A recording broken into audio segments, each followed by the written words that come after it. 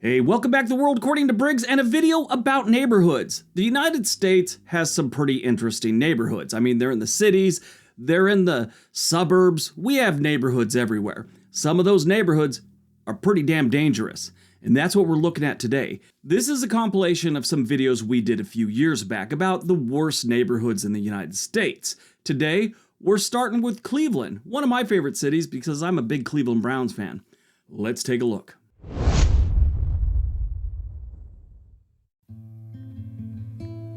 What is going on, everyone? Let's talk about the worst places to live in Cleveland, Ohio. That's right, we are seeing what else sucks in Cleveland besides the Browns and the Indians' new name. Cleveland is a city on Lake Erie that has seen better times. In recent years, it's seen a little progress, but throughout the 90s and early 2000s, this place stank to high heaven. If you would have told your friends and family you were moving to Cleveland back then, they would have suggested that you get your affairs in order and maybe have one of those living wakes for you. Cleveland is in Ohio, and that should be your first clue that it has some problems. Ohio is a Rust Belt state, and rust is normally a word that isn't associated with success. Cleveland isn't all bad. It has the Rock and Roll Hall of Fame and the Christmas Story House where Ralphie had his fill of soap. In this episode of Worst Neighborhoods, we look at what Cleveland has to offer in the suckage department. Two things to keep in mind about these lists. Crime isn't the only thing that makes a place bad. Schools and other things come into that equation. We also use the actual name of the neighborhood so people can find it on Google Maps if they're looking for it. Locals might call it something different, but we use the actual name.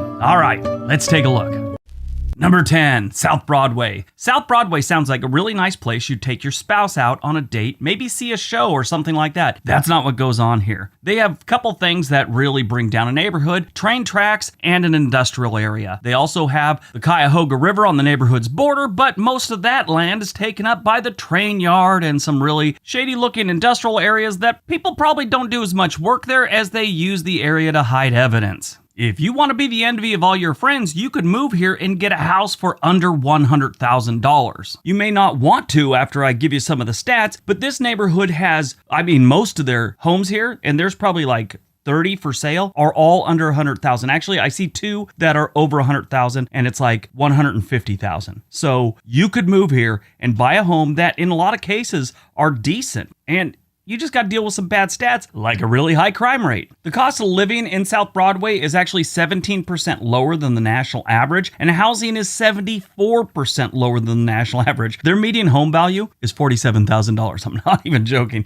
I think it's one of the lowest I've ever seen. But here's where it gets bad. Their crime rate is 208% higher than the national average. The income per capita in this neighborhood is under $14,000 a year. That's 53% lower than the national average. Their quality of life score here is 59. Now, if you've never watched these videos before, anything over 80 is extremely good. 79 to, let's say, 69 is decent, and then 69 to 59 is getting pretty bad. When you get to like 58, you should move. Really, you should move. No matter what the cost, just move. And their schools get a big giant F too. Not a great place to live. Number 9, St. Clair Superior. St. Clair Superior has two of the things that help with their suckage level: train tracks and industrial areas. It's also on Lake Erie. They don't have any beaches in this area, so don't plan on going there. They do have one nice park, but most of the waterfront property here is taken up by highway and industrial stuff. Some parts of this neighborhood is also known as Asia Town, and really this is kind of like a artist part of town. You'll find like murals and little art displays all around this neighborhood. It's not the best neighborhood. It is getting better, but their stats right now suck. This area only has a population of about 6,000 residents, with the total crime rate about 215% above the national average. Their violent crime rate, though, is 451% above the national average. This is another place where you could definitely get a house for under $100,000. Again, the median home price in this neighborhood is about $45,000. And rent is around $600, so yeah, you could live here pretty cheap. This is another neighborhood that doesn't really have a bunch of people making a lot of money. I mean, like I said, it's got a lot of artists here, and the word starving artist just didn't pop out of nowhere. That's an earned name. St. Clair Superior has a quality of life score of 60. If you want to get a house for about $80,000 to $90,000, you can get a decent one in this neighborhood. If you want to get $50,000 and below and have to do some extra work, yeah, that's what it's going to take. It's going to take some extra work. Probably have to take some boards off windows and mow the lawn, trim back the trees, do some painting, and maybe fix the plumbing. But you could have a house for about $50,000 in St. Clair Superior. Number 8, Union Miles Park. Union Miles Park has a population of almost 10,000 residents, and I'm sure most of them wish they lived someplace else. If they ever did move someplace else and wanted to feel at home, they got a little homesick, they could just start a dumpster fire and they'd feel right at home. Union Miles Park is southeast of downtown Cleveland, in between there and Maple Heights. And like all respectable bad neighborhoods, they got some train tracks and some industrial areas. I will give this area one thing. I was looking at some of the homes that are for sale here, and they're nice. $82,000 will get you a 4-bedroom. It's 1 bath. That sucks. But 4-bedroom, $82,000, and it is ready to go. Looks like the kitchen was redone. It's painted. It doesn't look like it's in bad shape, and there's a handful of these like that. It's just the stats are what's dragging this neighborhood down. The total crime rate is 228% above the national average. The violent crime rate is 474% above the national average. The median home value is $43,000, and rent goes for about $550 a month. If you want to live on the cheap and you're really not too concerned with crime stats, this is a solid option. These houses look decent for the most part, but that 474% above the national average violent crime rate kind of scares a lot of people. Quality of life score here is, in Union Miles Park, is 58.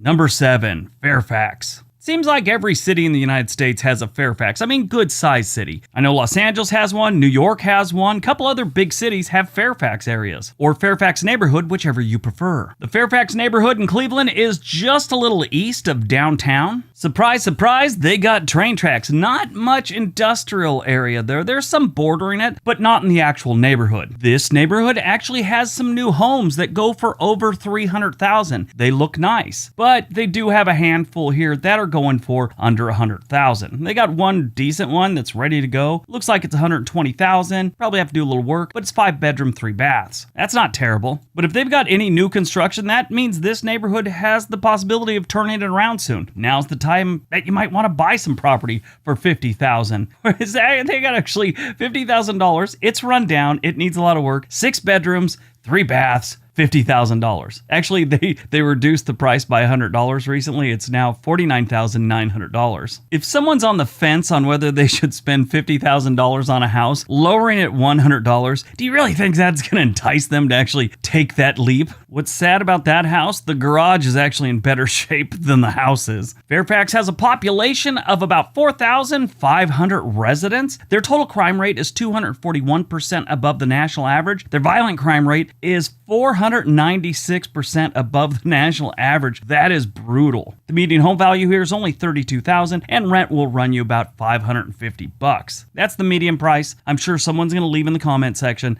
anytime I mention rent. Oh, it's like $900 or like $700. I actually had one guy say I was off, and he was trying to say that no, rent in this area is $20 more than I was saying. It's like, dude, stop. The quality of life score for Fairfax and Cleveland is 58. Number 6, Woodland Hills. Hey, look at that. California has Woodland Hills too. Actually, the Los Angeles metro area does. I guess it's actually kind of on the outside of the metro area. But anyway, Southern California has a Woodland Hills too. The Woodland Hills in Cleveland is the exact opposite of the Woodland Hills in Southern California. You don't want to live in the one in Cleveland. The one in Southern California is a really nice neighborhood, like swimming pools, plastic surgery, and rich people. In Woodland Hills, Cleveland, you get overgrown lawns, bars on the windows, and bus passes. The violent crime rate in Woodland Hills, Cleveland is 498% above the national average. Their total crime rate's only 242% above the national average. Good job there. The median home price here is only $29,000. Yeah, realistically though, right now, they've got a couple that are for sale for under $100,000 that look livable. And then they got one that's like $160,000. This isn't a really big neighborhood, and they don't have a lot of houses for sale right now. But if you want to move here, your best bet is the one for $160,000, 4-bedroom, 3 baths, and it's made of brick. The quality of life score here is 58.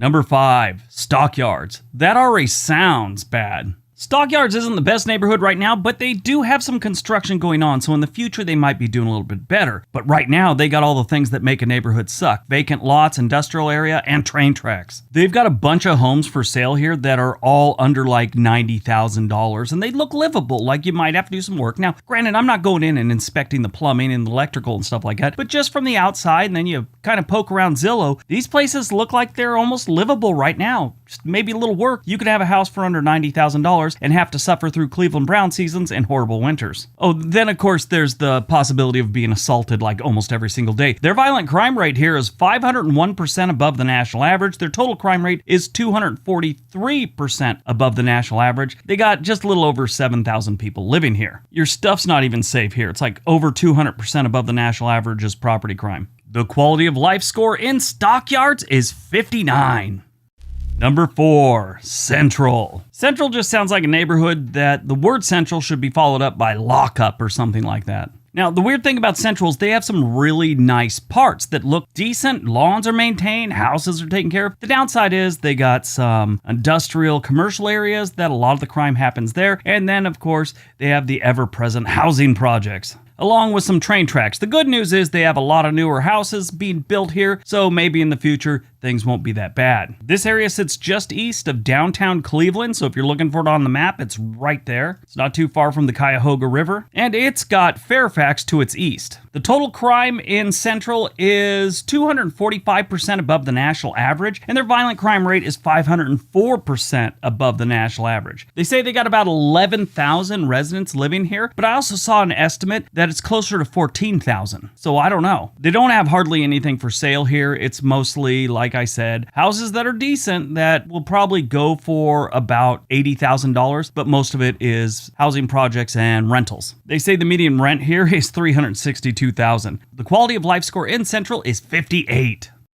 Number 3, Kinsman. You know how I keep saying that if you got train tracks on the bordering parts or near there? Well, Kinsman has it bad. Not only do they have train tracks bordering it in almost every single side, 3 of the 4 sides, and then they have 2 separate train track interchange, like different trains crossing over each other. This whole area is filled with tracks. They got some industrial areas and this place is a mess. In the middle, it almost looks like these people are captive. I talked to another YouTuber who's from Cleveland, Stephen B. Russell.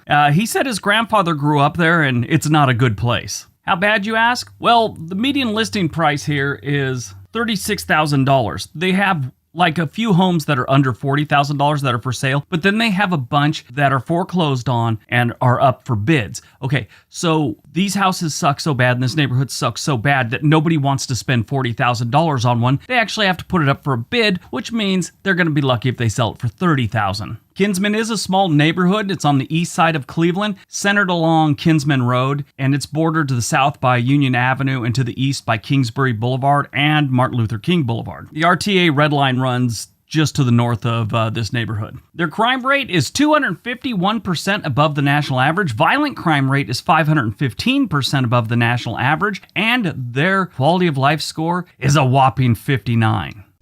Number 2, North Broadway. This is another small neighborhood with just a little over 5,000 residents, and it is just to the west of Kinsman. They are surrounded by nothing good. Tons of industrial areas, train tracks, public housing in the area. If this is your only option, get a backpack and move into the woods. This place is so bad, their median listing price is only $22,000. Now, statistically, this place is not a great place to live. It's actually got horrible stats. But if you look at the houses, a lot of them that are for sale are decent. Sure, they're almost all under $50,000, which doesn't, paint a pretty picture for the neighborhood, but they look like they're in okay shape. Like you might need to do just a little bit of work and you got a house for under $50,000. Throw $10,000 into this house, you're living like a king, if you survive. The violent crime rate here is 536% above the national average. Their total crime rate is 264% above the national average. Like I said, median listing price here is $22,000, but probably $40,000 to $50,000 will get you something livable. The quality of life score in the North Broadway neighborhood of Cleveland is 55.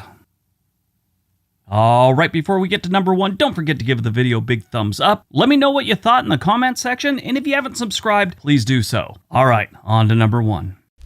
And number 1, Industrial Valley. Industrial Valley? Who named this place? Just naming it Industrial Valley lowered your property value by 20%. Now, this one normally would have gotten skipped because it is about 90% just industrial. That's how it got the name, Industrial Valley. It's like train tracks, the river's right there, industrial place. But they have people living here. There is a handful of houses that are in this horrible neighborhood. There's less than 100 houses and a couple apartment buildings. That's it. The total crime rate here is 291% above the national average. Their violent crime rate is 584% above the national average. That is one of the worst I've ever seen. I mean, I know there's a place in Chicago, a small neighborhood, where it's like 640% above, but this is pretty scary. The median home price here, they say, is $10,000. Realistically, they have a few that are going for $40,000, $42,000. That's about it. And they look livable. You could actually live in these ones. Sure, your next door neighbor is a giant industrial park, and you could see which way the wind's blowing by the coal dust that's in the air. But hey, you're getting a house for $40,000. Make sure you get bulletproof windows and bars on the windows, please. The quality of life score here in Industrial Valley is 54. Good job, Industrial Valley, keeping it together. Next up, we have a really old one. This one is the worst neighborhoods in New York City. This one was done way back in, I think, late 2017, maybe 2018. That doesn't seem like a lot of time, but in internet years, that's like a decade. Let's take a look.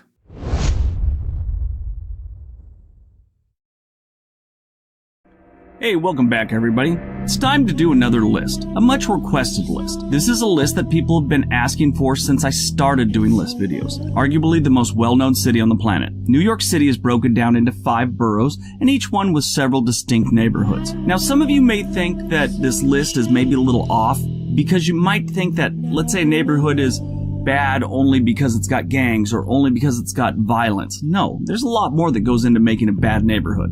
Violence is just one way of gauging a location. This list isn't just about danger. It takes cost of living, schools, crime, traffic, burglary, auto theft. So many other things go into it to determine what makes it bad. This list will be about the worst neighborhoods. It should probably be done by police precincts, but I think if you're not from New York, that might be confusing. So we'll do it this way. So here's my top 10 worst neighborhoods in New York City. Number 10, Vinegar Hill. Vinegar Hill stretches from the East River waterfront to Front Street and from the Brooklyn Navy Yard to Bridge Street, roughly comprising of a 6-block area. Vinegar Hill was originally an Irish neighborhood after the Civil War and for decades later. The founder of the area named it after a 1798 battle between the Irish and the British back in the old country. Most of the buildings in Vinegar Hill were originally warehouses. Since the early 2000s, it has been turned around and becoming like this whole nice area, loft buildings and office spaces. Like most of the neighborhoods in New York City, they're getting better. And have been for some time. Now that's the good news. What makes this place suck, you ask? Housing projects to the south, Naval Shipyard to the west, and a place called Dumbo to the east. Now, Dumbo's actually another one turned into a nice neighborhood, but it just sounds stupid. Which makes this place fall on this list is really home prices. One section is housing projects, and the other section is being revitalized. So you have this whole crime mixed in with a revitalization thing, and it's a struggle going both ways. In 2016, Vinegar Hill had 131 assaults, 34 armed robberies, 11 shootings. Here's some fun facts. You have an 8% better chance of getting murdered in Vinegar Hill than the national average. The median home value is just under $950,000. Yeah, for the crime versus the home value, there's a disconnect there that's really strange. Number 9, the Meatpacking District. The Meatpacking District is a neighborhood in the New York City borough of Manhattan that runs roughly from West 14th Street south to Gansevoort and from the Hudson River east to Hudson Street. You might think this one's a mistake, and I kind of understand that. If you know the city, you're probably sitting there going, what is this? This is one of the best neighborhoods in New York City. Now, give a little history. The Meatpacking District obviously was an industrial area before. The Meatpacking District was a nightmare until the 1990s when it started a transformation. Even in HBO's series Sex and the City, it was in a good portion of the episodes where they went to boutiques, art show openings, things like that. A lot of champagne, a lot of well-dressed rich people in that series, in the Meatpacking District. And that's, it's a TV show and I get it, but it's kind of the type of thing that goes on there. We're talking about tree-lined streets, beautiful homes that cost a fortune. Wealthy residents make them very attractive to thieves. Car thefts have soared from 18% in the early 2000s to about 45%. Burglary is high, and rape has been a serious concern lately. Now, I'm sure to the criminal element in the city, the meatpacking district is viewed as a target-rich environment. It's just too much money going on there, and it's too close to some really bad neighborhoods. Now, here's some fun facts. The cost of living in the meatpacking district, and in the West Village in general, is about 223% higher than the national average. The cost of living in the West Village and Meatpacking District is 98% higher than the national average. Gotta have some coin to live there nowadays. Number 8. Chelsea and Hell's Kitchen. Hell's Kitchen was notorious for violent gang activity back in the day, and Chelsea was a well-known drug haven. Today, both of these places have had a big drop in crime and drug use, thanks to a blind lawyer, a heavy-drinking private investigator, a kung-fu rich kid with a truckload of daddy's money, and a big dude named Luke that they say is bulletproof. Wait, forget that. Those are the backstories to Marvel's Defenders series on Netflix. Forgot that. Well, someone cleaned the place up. It isn't like it used to be, but it's still bad enough to make this list. Crime isn't as much an issue as cost and crowds. This place is packed and expensive. That doesn't mean they're crime-free. Last week, a 27-year-old man was reportedly bar hopping with a friend after a Rangers game and ended up at a karaoke place on Orchard Street. The two were reportedly split up, and the victim was found at Stanton and Allen completely inebriated and stabbed in the left buttocks. All he remembers is someone yelling, "Don't ever sing Man-Eater by Hall & Oates in my bar again, punk," and the police found him in a park later on. Here's the fun facts. The cost of living in Hell's Kitchen in Chelsea is 35 and 39% higher than the average New York cost of living. The cost of living in Hell's Kitchen is 35% higher than the New York average. The unemployment rate in Chelsea is 10% higher than the national average. Number 7. Midtown.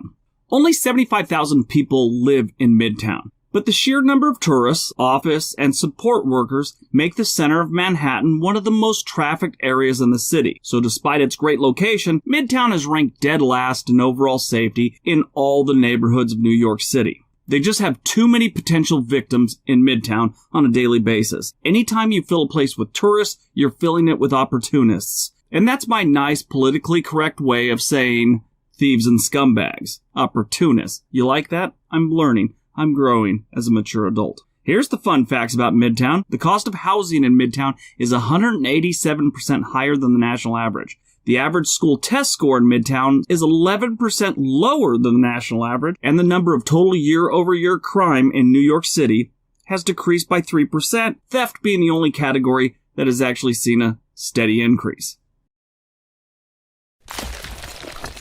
Number 6. Harlem.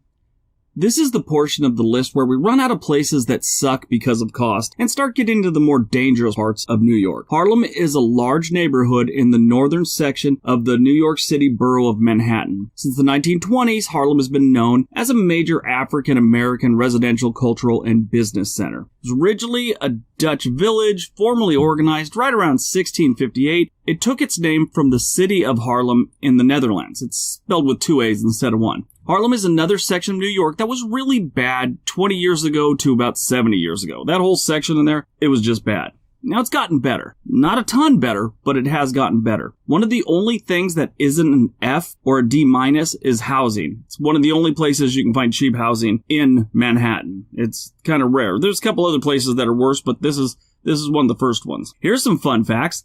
The average school test score in Harlem is 19% lower than the national average. The unemployment rate in Harlem is 40% higher than the national average. Not a lot of jobs, not a lot of schooling go on there. Number 5. Mott Haven. Mott Haven is primarily a residential neighborhood in the southwestern section of the Bronx borough in New York City. Mott Haven marks the first time I have ever come across a location that was graded F on everything but weather. I mean, holy shit. You have to try to be bad. No way that happens by mistake. Area Vibe considers it barely livable. What's after barely livable? Is that like uninhabitable? Like Mars or the moon? Crazy. The one positive aspect of Mott Haven is the architecture.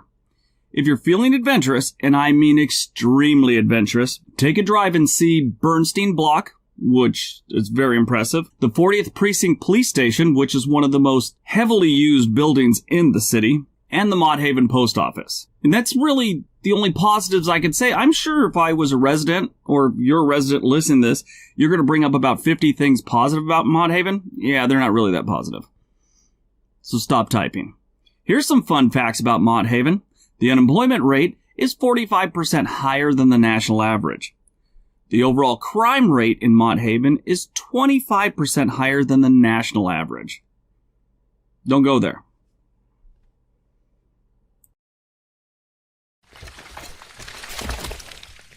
Number 4, Tremont. Tremont is a residential neighborhood in the Bronx borough of New York City. This is another neighborhood that got straight Fs, and I get the feeling if they had anything lower than F, they could have used it. Now, how Tremont got its name is kind of interesting. Rather than having come from some colonial settlement, like most of New York City, the name Tremont was invented by a postmaster in the 1800s, derived from the 3 neighborhoods, Mount Eden, Mount Hope, and Fairmount, in the west central Bronx. Trey means 3, in case you don't know. This is my advice to anyone visiting New York City. If you see a sign that says, "Welcome to Tremont," treat it like you're in Lord of the Rings and you just saw Gandalf yell, "You shall not pass." You shall not pass! Here's some fun facts about Tremont. The average school test score in Tremont is 14% lower than the national average. The unemployment rate in Tremont is 81% higher than the national average. Don't go job hunting in Tremont.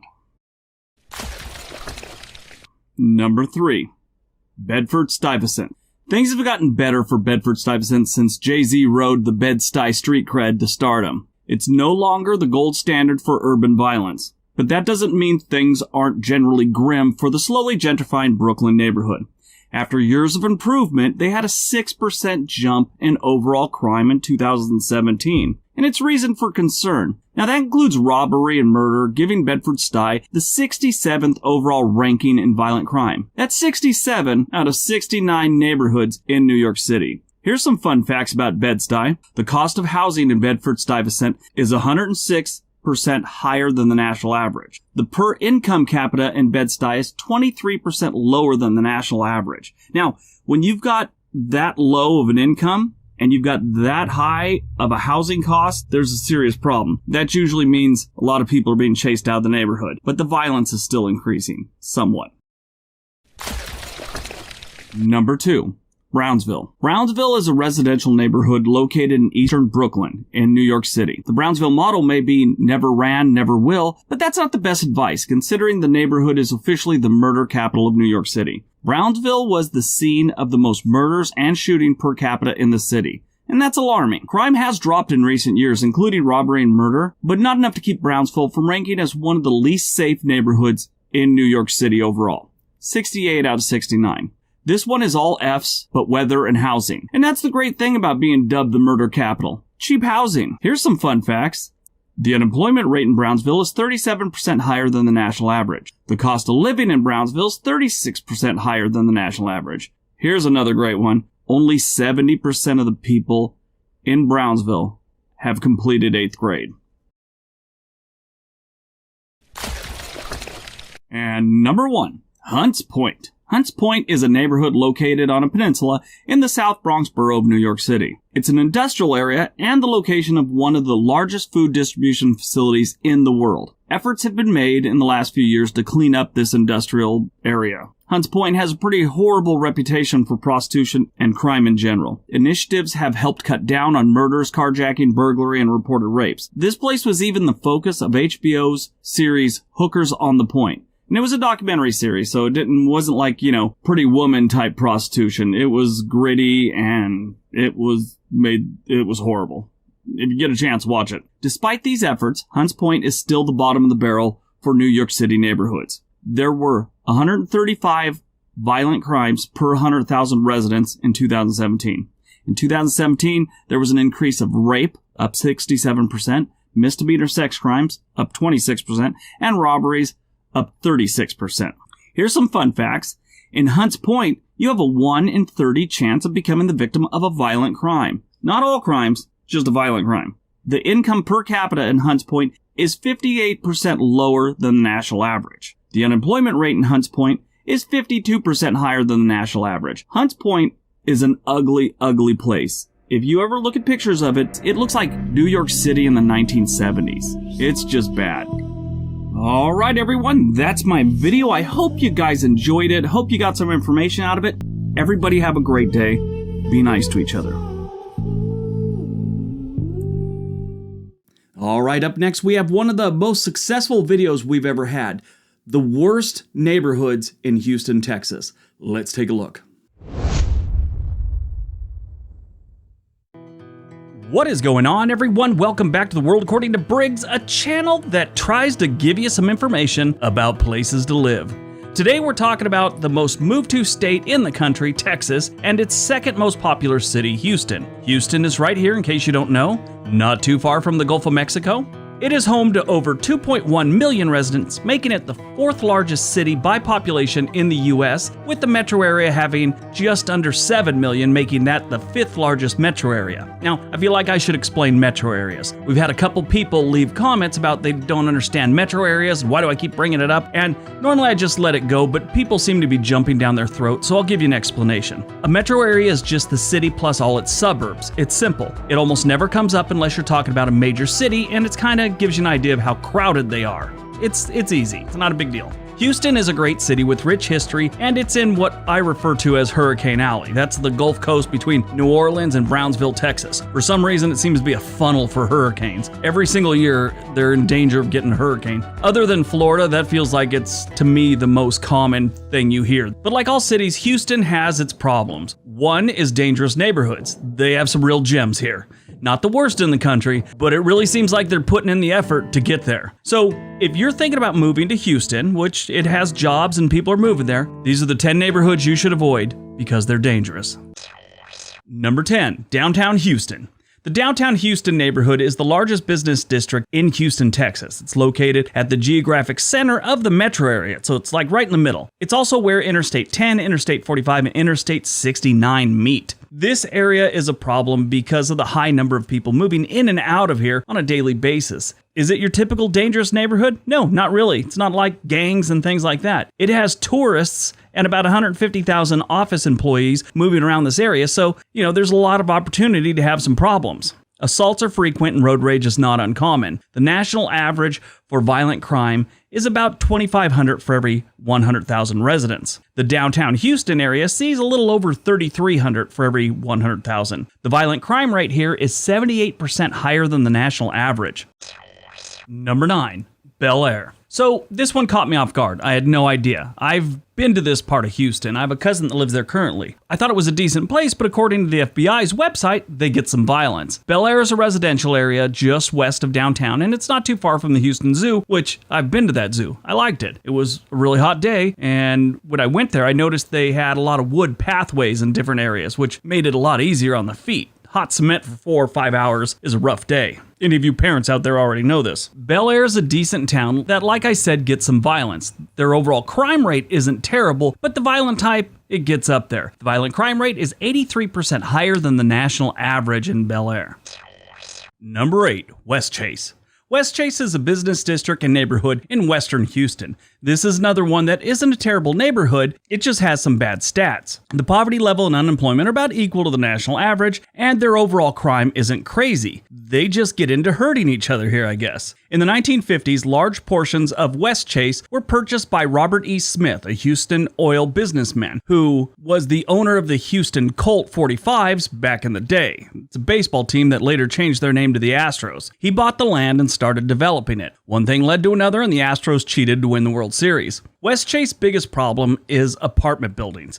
They have a bunch. And when you have too many people living on top of each other, it can get bad. And this is a perfect example. Their violent crime rate is 89% higher than the national average.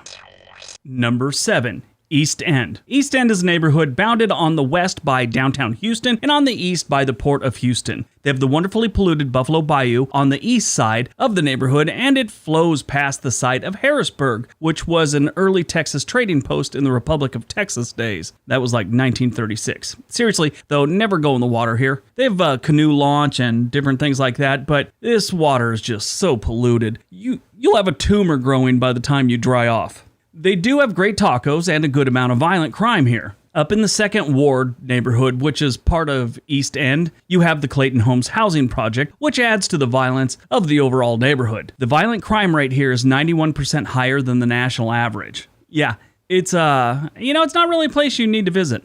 Unless, of course, you're really jonesing for some quality tacos. They do have them here. Nifa's on Navigation that's one of the best taco places I've ever eaten at. Number 6, Northwest. Next, we have the neighborhood of Northwest. Not a lot of thought went into naming this neighborhood, I guess, because it's northwest of downtown Houston. I wonder if the search for a name was intense. Did they have like brainstorming sessions and group talks about it? Charts and graphs and an easel? Probably not. Northwest has the neighborhoods of Spring Branch in there and Northwest Crossing. All these neighborhoods are within Northwest. This is one of those places some locals may just call it Spring Branch or something like that, but I think a majority call it Northwest. Northwest has some crime and a nice nature area called Bear Creek Pioneer Park with some really nice hiking trails. It's kind of nice, but yeah, you don't want to be there at night alone. Not sure how much violent crime goes on in the park, but the rest of the neighborhood is pretty thick with it. Northwest's violent crime rate is 128% higher than the national average. Northwest is only safer than 10% of the neighborhoods in Texas. Like the entire state, there's only 10% of them that are more dangerous. That's pretty scary. Number 5, the Astrodome Area Super Neighborhood. Now that's what it's technically called, the Astrodome Area Super Neighborhood. It's a neighborhood in Houston that also has the neighborhood of Medical. Yeah, they call that one Medical. I don't know where they get all these names, but that one sort of makes sense because this neighborhood has the Texas Christian Hospital, Baylor School of Medicine, the Houston Methodist Hospital, and a bunch of other ones. They also have a whole bunch of violent crime.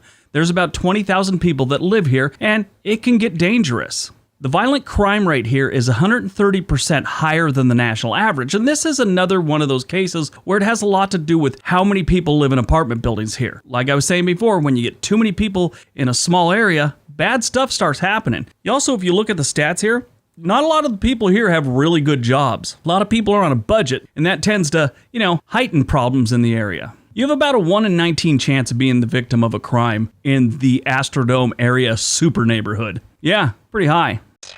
Number 4, South Park. South Park is a broad post-World War II development in south central area of Houston. This neighborhood ain't great. It actually sucks. One guy said this is a great place to be robbed of your groceries in a grocery store parking lot. They might not even take your money, just your groceries. That's what the guy said. South Park is within the Southeast neighborhood, which has its own set of issues. They're just now, you got South Park with Southeast all around it with, making it even better. Just kidding. Totally makes it worse. The unemployment rate normally stays around 40% higher than the national average in South Park, and the violent crime is where these people excel. They're doing phenomenal if you want to be a very violent neighborhood. Their violent crime rate is 152% higher than the national average.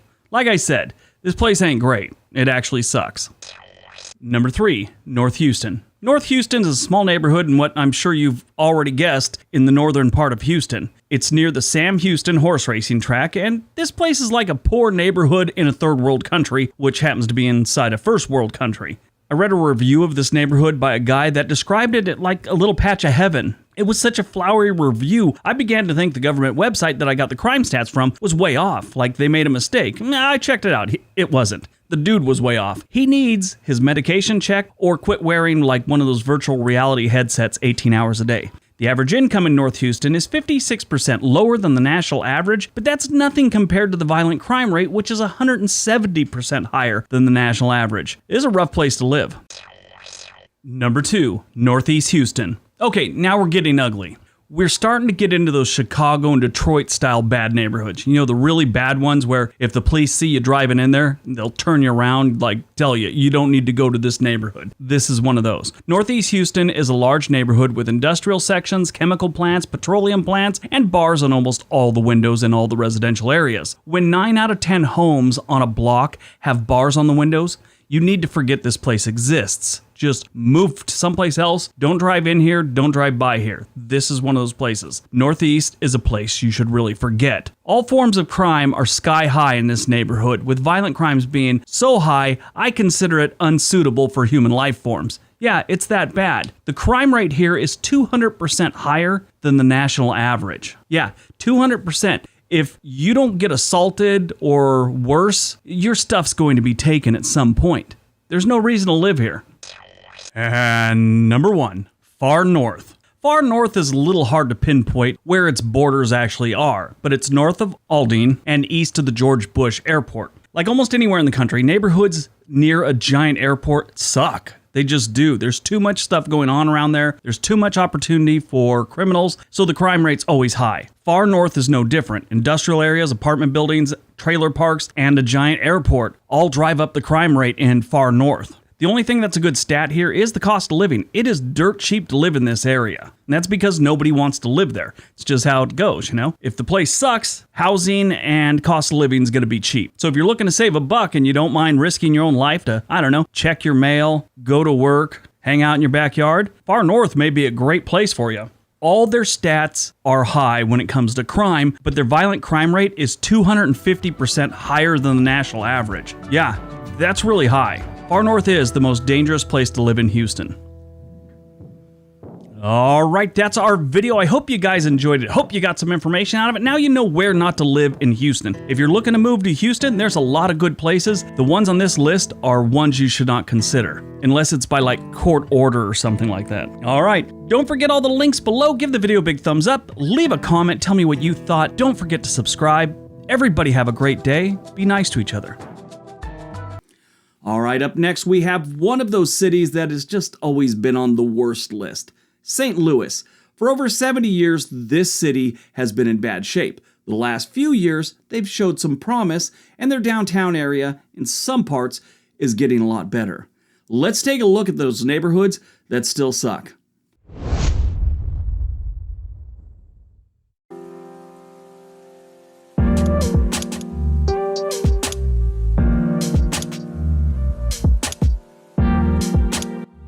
Hey, welcome back to the World According to Briggs. My name is Briggs, and I want to be your twisted American tour guide. I was just in St. Louis for a couple days last month, and it hasn't changed in the year or so since I was there last. I did have perfect weather, so that was really great. What wasn't great was the Indian Uber driver that thought I was speaking another language because I talk so fast. He told me he thought he was gonna need an interpreter, but really I just needed to drink less coffee. He dropped me off at the Mission Taco Joint, which is a great place to eat in case you're in the neighborhood. And as I got out of the car, he said, "Don't drink any Red Bull or coffee in there. You might get deported like my friend VJ." Then he drove off. I still don't know what happened to VJ. Anyway, St. Louis is a city filled with interesting history and good people. You'll notice the quality of the people as soon as you step foot in this city. They are amazing. Most of St. Louis is a great place to visit, but like all major cities, it has some neighborhoods you need to avoid. Like a Somali prince that needs your help getting millions of dollars out of his country, all he needs is your bank account information so he can deposit $1 million in your account. No strings attached. And that's what today's list is all about. Neighborhoods you should avoid in St. Louis. All of these neighborhoods have good people. Probably 90% are decent, hardworking people. Then, like every place, you have that 10% that bring the rest down. One thing about this video I will tell you, because of copyright things and new restrictions YouTube has, all the pictures and all the videos might not be exact to the neighborhood in St. Louis, but they are videos of St. Louis. So let's take a look at my top 10 worst neighborhoods in St. Louis, Missouri. Number 10, Mark Twain. Yes, Mark Twain is a writer, and it's also a neighborhood in St. Louis. The Mark Twain neighborhood is one of several communities that comprise northwest St. Louis. It is bound by a couple of cemeteries to the northeast, Interstate 70 to the south and southwest, and Emerson Avenue to the northwest. The overall crime rate in Mark Twain is 255% higher than the national average. Holy crap. Congratulations, Mark Twain residents. If the actual Mark Twain was still alive, he'd probably start using his birth name of Samuel Clemens so he wouldn't be associated associated with this neighborhood. The unemployment rate in Mark Twain is 155% higher than the national average. But if stealing people's stuff was considered a job, they'd be doing a lot better. Here's something in the news. A teen was shot at a block party on Tuesday, October 1st. That's amazing. These people don't even wait for the weekend to have a block party or shoot people. If you get anywhere near Mark Twain, like on the I-70, just don't get off there. Just keep going. Number 9. Wells Goodfellow. Southwest of Mark Twain, you have the neighborhood of Wells Goodfellow. If you drive through this place, it looks like someone's trying to recreate a bad neighborhood in Detroit, or it's a shooting location for the next version of The Walking Dead. Kind of looks like it could be either. This neighborhood is doing a little bit better than Mark Twain when it comes to crime, but they tank when it comes to people with jobs. The unemployment rate in Wells Goodfellow is 179% higher than the national average, and the income per capita is 49% lower than the national average. Now, when we do these neighborhoods, we call them by whatever the city calls them. Locals might not even know that the area has that name. Some may call this one just Wells or something like that. I mean, I grew up in a place I called South Redondo. Come to find out after living there for 20 years that it's actually called Clifton by the Sea. Never even heard of it before. But, so a lot of people will leave comments, Wells isn't even a real place. Just stop. The reason I use the proper name given by the city is in case viewers want to look it up later, so stop typing. But Wells Goodfellow is not a place you want to buy land, buy a car, buy a soda, or even slow your car down in. I doubt you'd be able to get a mortgage for a building in this neighborhood, or car insurance for a car if you live in this neighborhood. Call Geico, see what they'll do for you. Number 8, Fox Park. Fox Park is a little northwest of the Anheuser-Busch Brewery and has Interstate 44 on its northern border. This is not a place you want to live if you have school-age kids. Area Vibes gives Fox Park a big fat F, and F with an F, not a PH. Test scores for students that live in Fox Park are about 19% lower than the national average. This place doesn't look terribly run down like some of the other places in St. Louis. It has a few boarded up houses, but not a big deal. That might be something you want to consider as a security measure when you hear about the crime rate here. The overall crime rate in Fox Park is 169% higher than the national average. Now, in the news recently, the city decided it's going to step up and protect youth soccer games and the league after an unsettling incident happened over a weekend a couple weeks back. Parents told police that 4 men were drinking in the park with guns and they approached the soccer field. They had some assault weapons. In Fox Park, I don't even know what to say about that. You know, what's this country coming to when 4 friends can't get drunk in a park and take their assault weapons to a kid's soccer game? Come on. Number 7, Kingsway West. Not too far from Mark Twain and right next to Wells Goodfellow, you have the tiny neighborhood of Kingsway West, or what most people call it, the place I got robbed that time. If you feel like you have too much stuff, put it in your car, drive to Kingsway West, get out of your car, sneeze twice, get back in your car, drive home without all that extra stuff. The overall crime rate in Kingsway West is 218% higher than the national average. It's like they're in a competition with someone to be the worst. It's really weird. The unemployment rate here is 176% higher than the national average. Like I said, another thing, it's like they're competing against someone to be the worst. It's really strange. The only reason you need to go here is if you're on court-ordered community service, they tell you to go here, and you might want to just do the time. It's that nice of a neighborhood. Number 6, Visitation Park. Right off the bat, the neighborhood sounds like a place you go to visit loved ones who are doing time. Visitation Park, the neighborhood, is defined by Maple Avenue on the north, Delmar Boulevard on the south, Union Boulevard on the east, and Belt Avenue on the west. The neighborhood got its name from an all-girls Catholic academy that was at this location. The academy is still in operation at another location, but when they took it down, they decided to build a neighborhood. The unemployment rate here is 12%. That's alarming. That's 157% higher than the national average. There's only about 700 residents living here now. In the 1990s, there was about 1,500. This is sort of the norm for all of St. Louis these days. People have been flooding out of here for a couple decades now, and there's no sign of it slowing. And a lot of that has to do with the unemployment numbers throughout St. Louis. But here in Visitation Park, the crime levels are so high it'd make Batman cry. The crime rate is 248% higher than the national average here. Number 5, Soulard. Soulard is named after Antoine Soulard, who was the first to develop this land. Soulard was a surveyor for the Spanish government and a refugee from the French Revolution in the 1790s, and that would be the high point of this entry. Soulard is not the place any refugee should move to. Actually, nobody should move here. The unemployment rate is 23% lower than the national average, which is great. It's not terrible compared to others on this list. But here's what got them on the list. The overall crime rate in Soulard is 306% higher than the national average. In Soulard, you have a 1 in 9 chance of becoming the victim of a crime. That's a 1 in 9 chance. Every year. That's incredible. The best way to protect yourself in Soulard is probably by buying a bus ticket out of town. Maybe Denver. Denver sounds nice.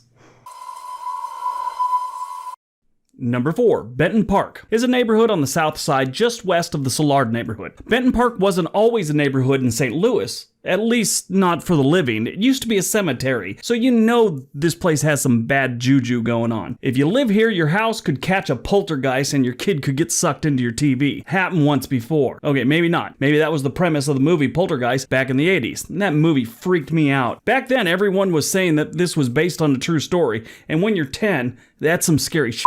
Anyway, Benton Park is scary too. The overall crime rate in Benton Park is 195% higher than the national average. But the fun doesn't stop there. The unemployment rate is 134% higher than the national average, and Area Vibes gives their education system, pretty much all their schools, a big fat F. Well, really, most of St. Louis gets big fat Fs for their public schools. And before you comment, I'm sure there are some fine schools in St. Louis. If there is, they're few and far between, trust me. Number 3, Midtown.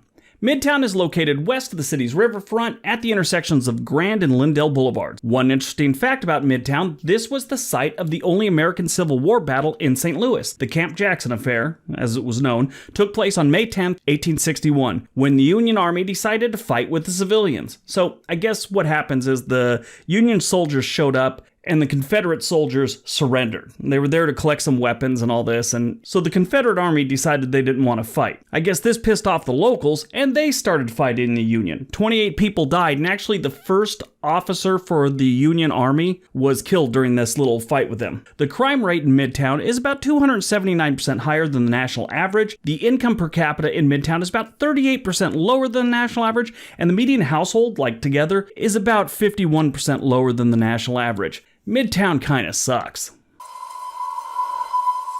Number 2, Penrose. This neighborhood is located on the north side of the city just south of Interstate 70 and west of O'Fallon Park. The good news about Penrose is the cost of living is extremely low. Rent is at a point where some landlords feel guilty charging you anything. It's almost worth it to let you live there for free so the squatters and homeless don't move in. The overall crime rate in Penrose is a whopping 340% higher than the national average.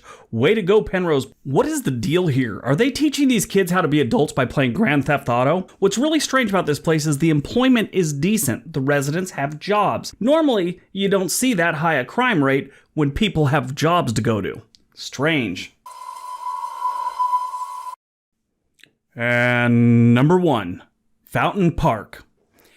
And it is official, Fountain Park is not suitable for humans, sort of like Mars. Fountain Park is a small neighborhood that had 2,500 residents back in the 1990s. Today, it sits around 1,200. Half the people have left. Now, why is this place number 1?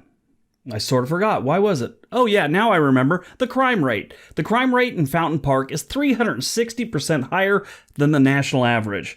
You have a 1 in 7 chance of being the victim of any crime every year you live in Fountain Park. And you have a 1 in 9 chance of that being a violent crime. Let me make that a little more clear. If you look at the Brady Bunch house and the people that live there, Jan will be mugged this year. And the chances are high that that person who mugged Jan is unemployed because the unemployment rate in Fountain Park is 258% higher than the national average. Staggering numbers in Fountain Park. Fountain Park is the worst place to live in St. Louis. All right, let's head on down to the Sunshine State of Florida and check out Miami's worst neighborhoods.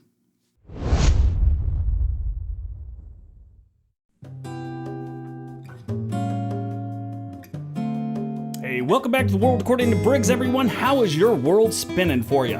I hope it's going well. Last month I did a video about rising sea levels. One of the cities that will have some problems if and when this does happen is Miami. And it was a very interesting subject. What was even more interesting were the comments on that video. Some of the comments were about neighborhoods in Miami that it would be okay if they sank into the sea. They all seemed to have different reasons and different neighborhoods that they wanted to see go away. Sometimes it was because it was a dangerous neighborhood. Sometimes it was because it was an expensive neighborhood. And some were just run down. They thought they needed to be, wiped off the earth. Taking all those things into consideration, I did some research, including getting on Facebook and getting into a couple groups about Miami. And I asked the people, what are the worst neighborhoods in Miami? What are the most expensive neighborhoods in Miami? And that's what this video is all about. For whatever reason, what neighborhoods you don't want to live in the Magic City. And yes, that's their nickname. That's one of them. The other one's the gateway to the Americas. So one thing to keep in mind here, because like I've been saying in a lot of my videos lately, a lot of the new restrictions and a lot of the problems that you have on YouTube, you can't use a lot of video, and so maybe not every single picture will be of that specific neighborhood, but they will be of Miami. So just give you the warning there. That being said, why don't we take a look at my top 10 worst neighborhoods in Miami. Number 10, Coral Way. Coral Way can be found west of downtown Miami and just north of Coconut Grove. This area is extremely unaffordable for the average resident that lives there. The cost of living here is about 21% higher than the state average, while the median household income is right at the state average, $48,000 a year. You really need about $70,000 to live comfortably here. Some of the more expensive considerations you have living here are transportation, 12% higher than the state average, and housing is 68% higher than the state average. What most people have a problem with is the cost of housing. They say it's a nice neighborhood, but it's not that nice. It's one of those, this isn't the best neighborhood, but we're gonna charge you like it is and hope you don't notice type things. On top of that, everyone says the traffic in Coral Way just blows. It's horrible. Number 9, Flagler. Flagler can be found just south of West Flagler Street and west of Douglas Road. This is a neighborhood people might not know exists. A lot of these neighborhoods, most people don't know them for what they're really called. Most people probably call this one Coral Gables or East Coral Gables, but inside those neighborhoods is a little place called Flagler. I use the proper name the city has for the neighborhood, so if someone wants to do more research, they know where it is. After all, these videos are really for people looking to move someplace, not so much for the locals. So if you're local and you don't know it by that name, that's what it's actually called. Anyway, back to Flagler. The unemployment rate here is about 5%, which is above the national average. The median household income is only about $30,000, which is nearly $20,000 less than the state average. The income per capita in Flagler is 42% lower than the national average, so this neighborhood is a BYOI neighborhood. Bring your own income.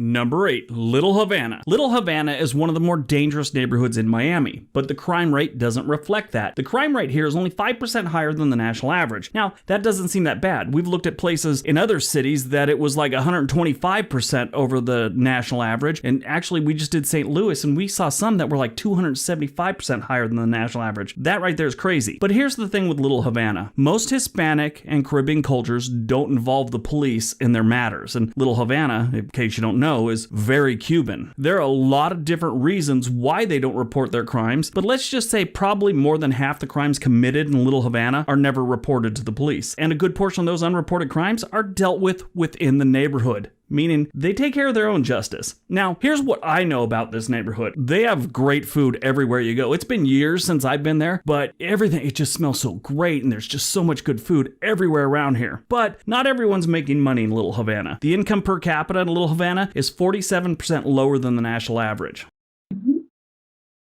Number 7, South Coconut Grove. Unless you have a job paying more than double the income per capita of all of Miami, you'll find it hard to get by living here. South Coconut Grove's homes are extremely expensive. The average home price here for, let's say, a 1,200 square foot home is around $600,000. Even a 2-bedroom apartment that's just in an average complex, it's nothing special, will cost you about $2,000 a month, and it can get so much higher. If you could find a house for under $300,000 in South Coconut Grove, I promise you, have At one point, that house was used for various forms of illegality.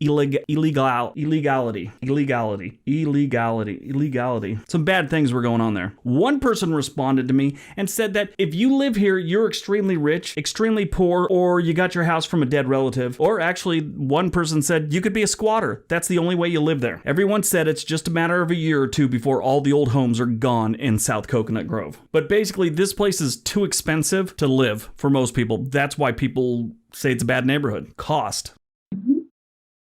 Number 6, Little Haiti. Not to be outdone by those Cubans with their Little Havana, you have Little Haiti. And like the island of Haiti, this is another place that is also known for its incredible crime rate, just like the island. The crime rate here is 66% higher than the national average, with that equaling out to about 1 in every 22 residents being the victim of a crime every year. And again, I'm sure the crime rate is much higher than reported here. The area is no stranger to shootings, drunk driving, deaths, and hate crimes, like the racist graffiti that was spray painted on a food truck in August. Way to go, Haiti. Now, this community is facing some serious gentrification these days. And as you can imagine, the locals are a little pissed. So here's some advice for Blaine and Tiffany. Don't move here. They will steal your Beamer and probably spray paint some racist graffiti on your windshield while you wait in the drive-thru at Starbucks. The whole time, Tiffany is telling Blaine, do something, and Blaine is frozen, staring straight ahead, saying under his breath, be calm, Muffin. He'll be finished in a minute and we can get our lattes. Yeah, it's not a good scene in Little Haiti right now.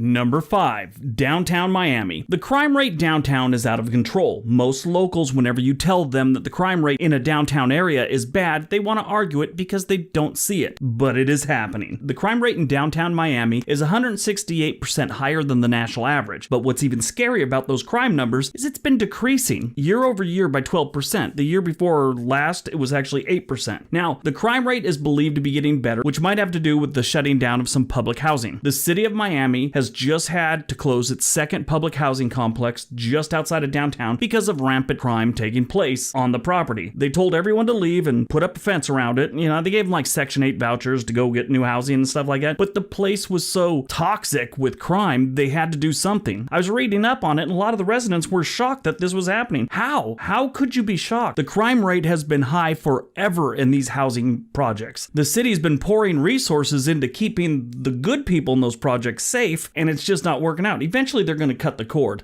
and they did.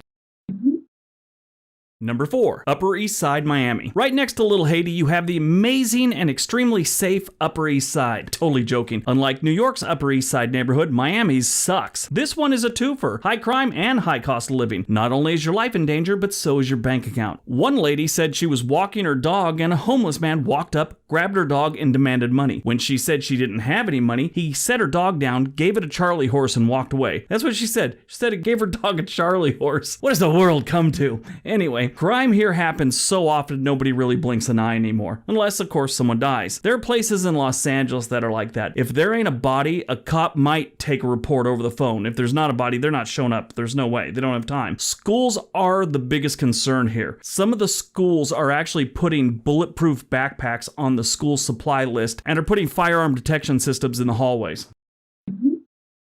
Number 3, Overtown. Overtown is not the area to go looking for a job. It's not a place you want to be looking for anything, except maybe if you're into a beating, that could be something you could find there. Also a vacant lot to sleep in. Always good options. The unemployment rate here is 9.2%. That is a buttload higher than the national average, and the median household income is almost $30,000 less than the state's average. So even if you do possibly happen to obtain a job here, it's likely an entry-level position, and you'll be getting paid minimum wage like a majority of the people that live in this neighborhood. This place sucks. If you feel a need to see this neighborhood, do it from a jet as you leave Miami International. If you're heading east, look out the left side of the plane, just north of the Marlins Stadium. You'll see it. It's there. Look for burning tires. You'll find it. The overall crime rate in Overtown is 351% higher than the national average. Like I said, from a plane. Number 2, Model City. Just west of Little Haiti, you have Model City, and it is anything but a model city. And have you noticed so far that everything seems to be really bad around Little Haiti? It's like Little Haiti is the hub of suck. Anyway, It's not a model city unless you're trying to make a model of a city that has a bunch of rundown apartment buildings and homes with bars on the windows, then yes, it's a model city. Most residents here live in poverty, and the unemployment rate in Model City is about 124% higher than the national average, making most of the residents feel like it's impossible to get out of the hole that they're in. The American dream doesn't exist in Model City. You gotta get out of Model City to achieve it. The overall crime rate in Model City is 121% higher than the national average. Now, what's really cool, while I was doing the research for this, I found Miami Police Department has a YouTube page, and they do a vlog about patrolling the neighborhood, which I think is a great idea. Kind of shows that they're actually working in the community and might turn things around. They've only been doing it about a year, so maybe it'll work. Maybe it'll turn one person around so they could see that, there's people trying to help them. Anyway, yeah, Model City, it sucks right now. And number 1, Wynwood. Wynwood is located right between Highway 95 and East Coast Avenue, and surprise, surprise, it is bordered to the north by Little Haiti. It is honestly like Little Haiti is the center of the Miami universe when it comes to suck. Instead of shutting down public housing that has crime problems, why don't they just shut down Little Haiti and see if it works itself out? Wynwood is known to be the worst area you could live in Miami. The housing is incredibly high for what their residents can afford. The schools are awful. Test scores here are like 30% lower than the national average according to Area Vibes. And the crime rate is 152% higher than the national average. About 1 in 15 residents will be involved in a crime this year. That's not good odds. The only reason you should go here is if you want your family to get that life insurance sooner than later. The unemployment rate in Wynwood is 47% higher than national average. The only one that is doing well in Wynwood is probably the guy that sets up the fences and puts bars on windows. Look at this. You know it's bad when people are putting their air conditioning units in cages. This dude caged his air conditioner, but not his windows. It's like, I'll fend for myself. They ain't getting at my air conditioner. It gets hot in Miami. Alright, so that is my top 10 worst neighborhoods in Miami. I hope you guys enjoyed it. Hope you got some information out of it. I hope, more importantly, you know where not to get off the freeway at in Miami. It's a dangerous place in a lot of areas of Miami. Stay out of them. But honestly, that's just some of the people. Most of the people in these neighborhoods are good people. Like I've said before, it's almost like they're victims to the a-holes that run around their neighborhoods and cause all the troubles and make them a bad neighborhood. Those people you gotta feel sorry for. The other ones, they need to be thrown out of the city. I don't know what you do with them. Anyway, don't forget to subscribe and hit that little bell notification so you get an alert whenever I upload a video and we can all watch it together. Anyway, everybody have a great day. Be nice to each other. All right, let's check out one that I didn't think was going to do good, and I was right. This is the worst neighborhoods of Nashville, Tennessee. For some reason, I thought it was a good idea, but then when I put it up, I thought, oh, this isn't going to do very good. I was right. It did horrible. But still a good video. Let's take a look. What is going on, everyone? Welcome back to World According to Briggs, and a video about the places you don't want to live in Nashville, Tennessee. Tennessee is a great state filled to the rim with good people, but like every place on the planet, you got some spots you don't want to call home if you can help it. Before we get started, is Nashville a horrible place? No, not at all. It doesn't have crime like Chicago, poverty like Detroit, or homeless like San Francisco. This video is comparing the neighborhoods in Nashville and using statistics and the national average. We aren't going by local legend, reputation, or opinion. If you ask 100 locals of any city what the worst neighborhood is, you'll get 50 different answers. This video is made for people that are thinking about relocating to Nashville and not made for the locals. Because of that, we use the actual names of these neighborhoods so they can find them on a map, or if they're talking to a real estate agent, they know exactly where they're talking about. If you want to know what the locals call it, just read the comment section in this video. You'll find 5 different answers for almost every single neighborhood. As an example, where I grew up, I thought my neighborhood was called West Torrance. I went to West Torrance High School, which was about a mile away. We all called it West Torrance. Come to find out, it's actually called Southwood. West Torrance's neighborhood, that's about a half a mile north of where I grew up. Get it? Got it? Good. Let's take a look at Nashville. Number 10, Buena Vista Heights. Buena Vista Heights is on the south side of the Cumberland River, just north of Tennessee State University. For a neighborhood that doesn't have the best stats, it doesn't look that bad. I mean, the homes aren't really run down or anything. It looks like a decent neighborhood. Now, the stats tell you a different story, but I think they're a little misleading because they do have an industrial area to the north of Buena Vista Heights that I think a lot of their stats are spillover from that. So that's my opinion. But we're sticking to the stats, and the stats, like I said, paint a different picture. There are only 1,000 people, well, 1,100 people living in this neighborhood, so it's really easy to get some bad stats with a little bit of a crime spree. Right now, their total crime rate is 200% higher than the national average. Their violent crime rate is 312% higher than the national average. That's not good. Only 73.1% of the people in Buena Vista Heights have completed high school. On top of that, the average income per capita in Buena Vista Heights is 49% lower than the national average. That number tells you there's a lot of people living at or just below the poverty line. They don't have a whole bunch of poverty, but they got a whole bunch of people that are almost there. There are no homes for sale currently here, but for this area, the median home price is about $300,000. Make sure you stay till the end of the video and I'll kind of break down Nashville to you, like beyond the stats, and tell you what I've experienced in Nashville. Number 9, Cleveland Park. Across the Cumberland River and north of downtown Nashville, you find the wonderful neighborhood of Cleveland Park. This is another one that doesn't look terrible. It has actually got some really nice construction going on there, so I'm not sure how long they will be on a list of suckage. Right now, they kind of suck for a couple reasons. First of all, they have two things that kind of make a neighborhood a little less than it should be. They have an industrial area with like a salvage yard and stuff like that to the west, and to the east, they have some train tracks. Nothing good has ever come from having train tracks running through your neighborhood. I mean, maybe if a train derailed there and it was carrying nothing but $50 bills and they blew up all over the neighborhood, that might be good, but that never happens, now does it? So having train tracks in your backyard sucks. The other thing is houses are a little expensive here for the stats. I mean, normally when you don't have the best crime stats and people don't have a lot of high school diplomas and you got some poverty, the houses are reasonable. Not so much here. There are 2,200 people living in Cleveland Park and they live with a crime rate that is 135% higher than the national average. Their violent crime rate is 224% higher than the national average. Only 76.2% of Cleveland Park's residents have a high school diploma. The average home here goes for about $340,000 to $350,000. They got some lots for sale and they got some even more expensive homes, but that's about the average. The one plus this neighborhood has, most of the older homes have good sized lots.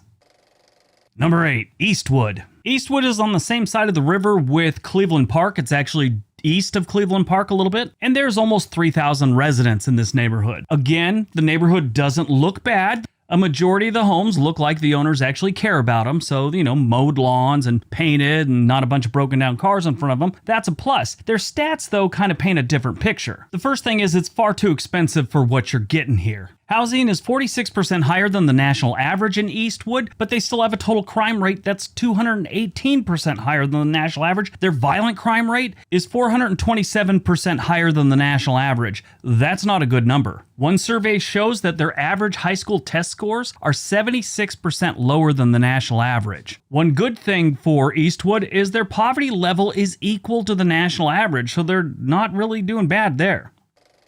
Number 7, Westmead. Westmead does not look like a place that has any bad stats. I mean, it looks decent. It's a nice neighborhood. They've got a lot of the good stats in a lot of the right places. Like unemployment and poverty, they're doing great there. They also do pretty good in schools. But when it comes to their crime rate and their violent crime rate, it's ridiculous. Now, there is less than 600 people living in this neighborhood, so the stats can be a little skewed, but they're still alarming. Their total crime rate is 384% higher than the national average. Their violent crime rate is 1,115% higher than the national average.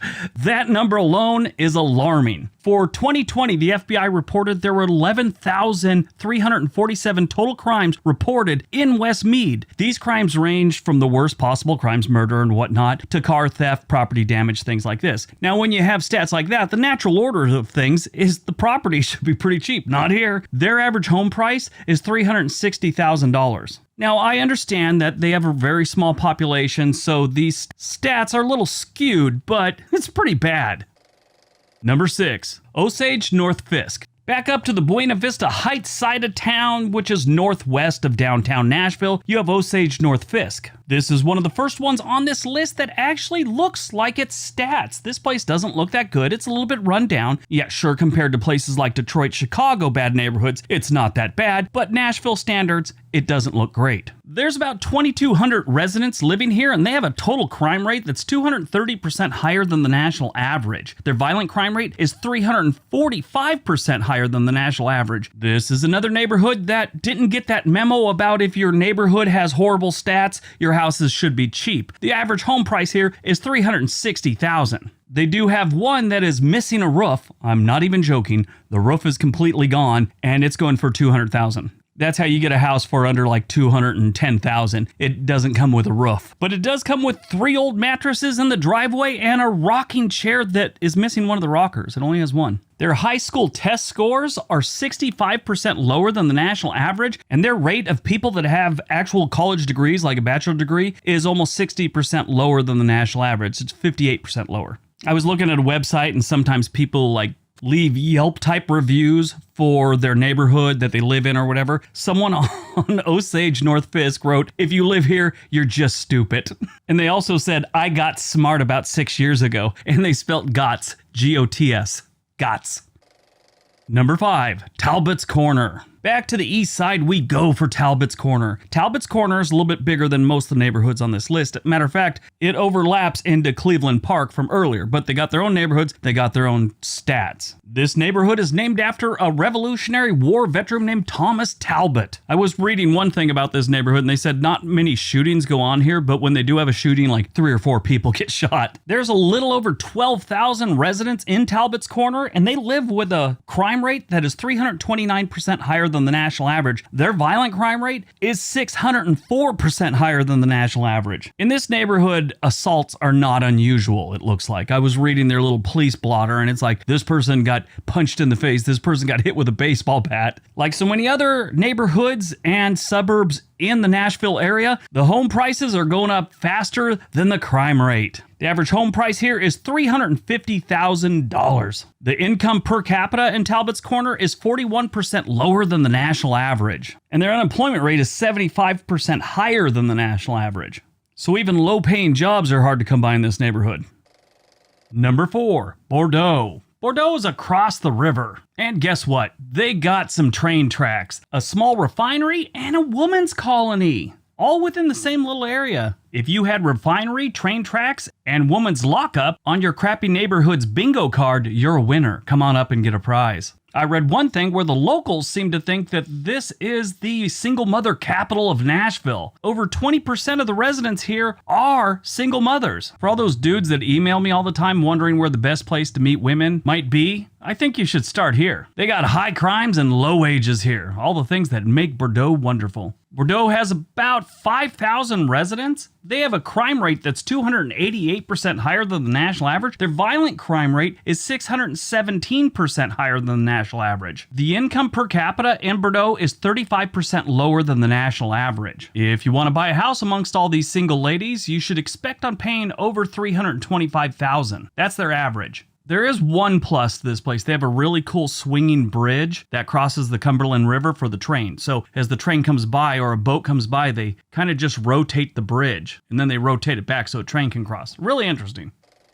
Number 3, Haines area. Staying on the north side of the Cumberland River and just northeast of Bordeaux, you have the Haines area with its 7,150 residents. This is one of those places that have such high crime rates you'd think they're trying to win some kind of contest with the highest crime rate. Their total crime rate here is 498% higher than the national average, and their violent crime rate is 833% higher than the national average. If you want to settle down here and buy a house, you better be expected to pay about $350,000.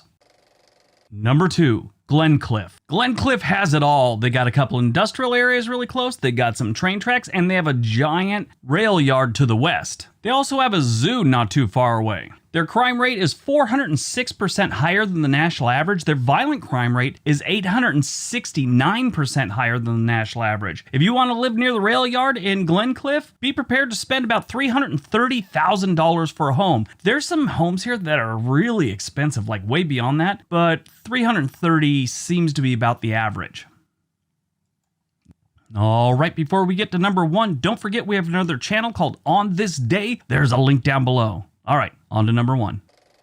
And number 1, Heron Walk. On the outskirts of the Nashville metro area, you have Heron Walk. It is north of the Grand Ole Opry. If you look up Grand Ole Opry, look up, cross the Cumberland River, you'll see it right there. This, like so many other neighborhoods in the Nashville metro area, it doesn't look that bad. It looks like a nice place to live, maybe not the best place to live, but it doesn't look that bad. And then you look at the crime stats and you're all, it is that bad. The population here is just under 12,000 residents. Their total crime rate is 480% higher than the national average. Their violent crime rate is 884% higher than the national average. The income per capita in Heron Walk is 40% lower than the national average. That's not good. They also have a high school graduation rate that is 13% lower than the national average, and their average test score in high school is 61% lower than the national average. If you want to buy a house here, it's still going to cost you about $330,000. That's the average, and they've got a lot of houses that are really close to the river that are a little too pricey for the neighborhood. All right, now we get to most. All right, now we get to the one of most. All right, now we roll on into one of the worst. All right, let's roll on into one of the most dangerous cities we have in the United States, Baltimore. Baltimore has some pretty scary neighborhoods. Let's take a look.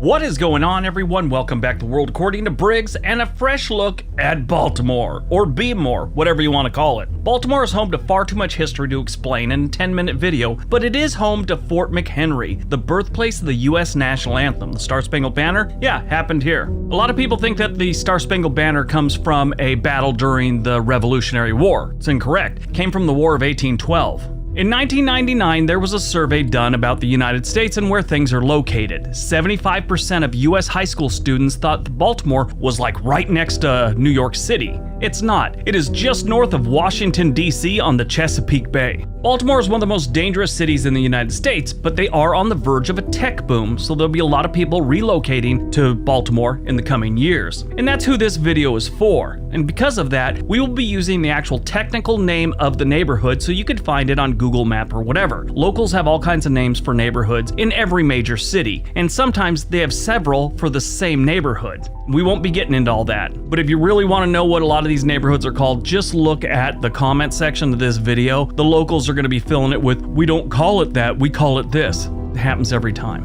All right, let's take a look. Number 10, Greater Rosemont. Greater Rosemont, or just Rosemont, is northwest of downtown Baltimore with Gwynn Falls Park on its western border. There's almost 19,000 people that live in this neighborhood, and they all have about a 1 in 15 chance of becoming the victim of a crime here. I was reading reviews on the area, and one person actually said that this is one of Baltimore's safest neighborhoods. That was one person. There was about 75 reviews that said it was extremely dangerous. One reply to the person that said it was safe asked if they'd left their basement in 30 years. 90% of the homes here have bars on the windows, and the other 10% are boarded up houses. You look at the architecture of this neighborhood and it looks like at one point it was just a beautiful place to live, and obviously it's not anymore. There's a lot of people there that are just normal, everyday people, just like any neighborhood, but you always have that 10% that are just doing stupid stuff that bring a neighborhood down like this. The violent crime rate in Rosemont is 562% above the national average. That's just the violent crime rate. 6.88 violent crimes happen for every 100,000 residents here. That's compared to the national average, which is 1.04. Number 9, Morrill Park. Morrill Park is southwest of downtown Baltimore. They got about 6,000 residents living in this neighborhood, and I was reading one review that said when they were going up there was a whole lot of hobos that would live there in the different vacant lots because the train tracks were not too far away. They're actually on the southern border of this neighborhood. Hobos. Always loved the name hobos. Originally, Morrill Park was part of an area in Baltimore known as Georgia Plantation. Later on, they changed the name to Mount Clair. Morrill Park is a good place to go if you don't feel your body has enough holes in it and you'd like to gather a couple more. The violent crime rate here is 665% higher than the national average. There is 7.96 violent crimes for every 100,000 residents here. Like I said before, that's compared to the national average of 1.04. So basically, you have a 1 in 11 chance of getting some damage done to your body involuntarily here. The unemployment rate in Morrill Park is 85% higher than the national average. Usually when you got a high unemployment rate or severe poverty, you have a lot of violent crime and property crime. Actually, even though there's, a lot of poverty and people don't have jobs, you'd think that would bring on more property crime. But violent crime is the one that always blows up in an area like that. I guess when it comes to property crime, nobody in the neighborhood has anything worth stealing. Number 8, Brooklyn Curtis Bay, Baltimore. Brooklyn Curtis Bay, they're actually two different neighborhoods, but they're right next to each other and people usually lump this area together because it's kind of on this weird peninsula thing with Fairfield industrial area right to the east of them. You ever heard the phrase the perfect storm? This area has the perfect storm for crime. You've got industrial area, a big train yard, you've got housing projects, all the things that usually tell you there's going to be some crime. And Brooklyn Curtis Bay doesn't disappoint. They got some crime. Their violent crime rate is 674% higher than the national average. You have a 1 in 11 chance of being the victim of a crime here. There's only like 13,000 people living in this area. If you're looking for it on the map, it's just south of downtown Baltimore across the water there. Like so many other neighborhoods in Baltimore, every block has a few boarded up houses and a few that look like they should be boarded up. When it comes to violent crime, there are 8.04 for every 100,000 residents. Again, compared to the national average of 1.04.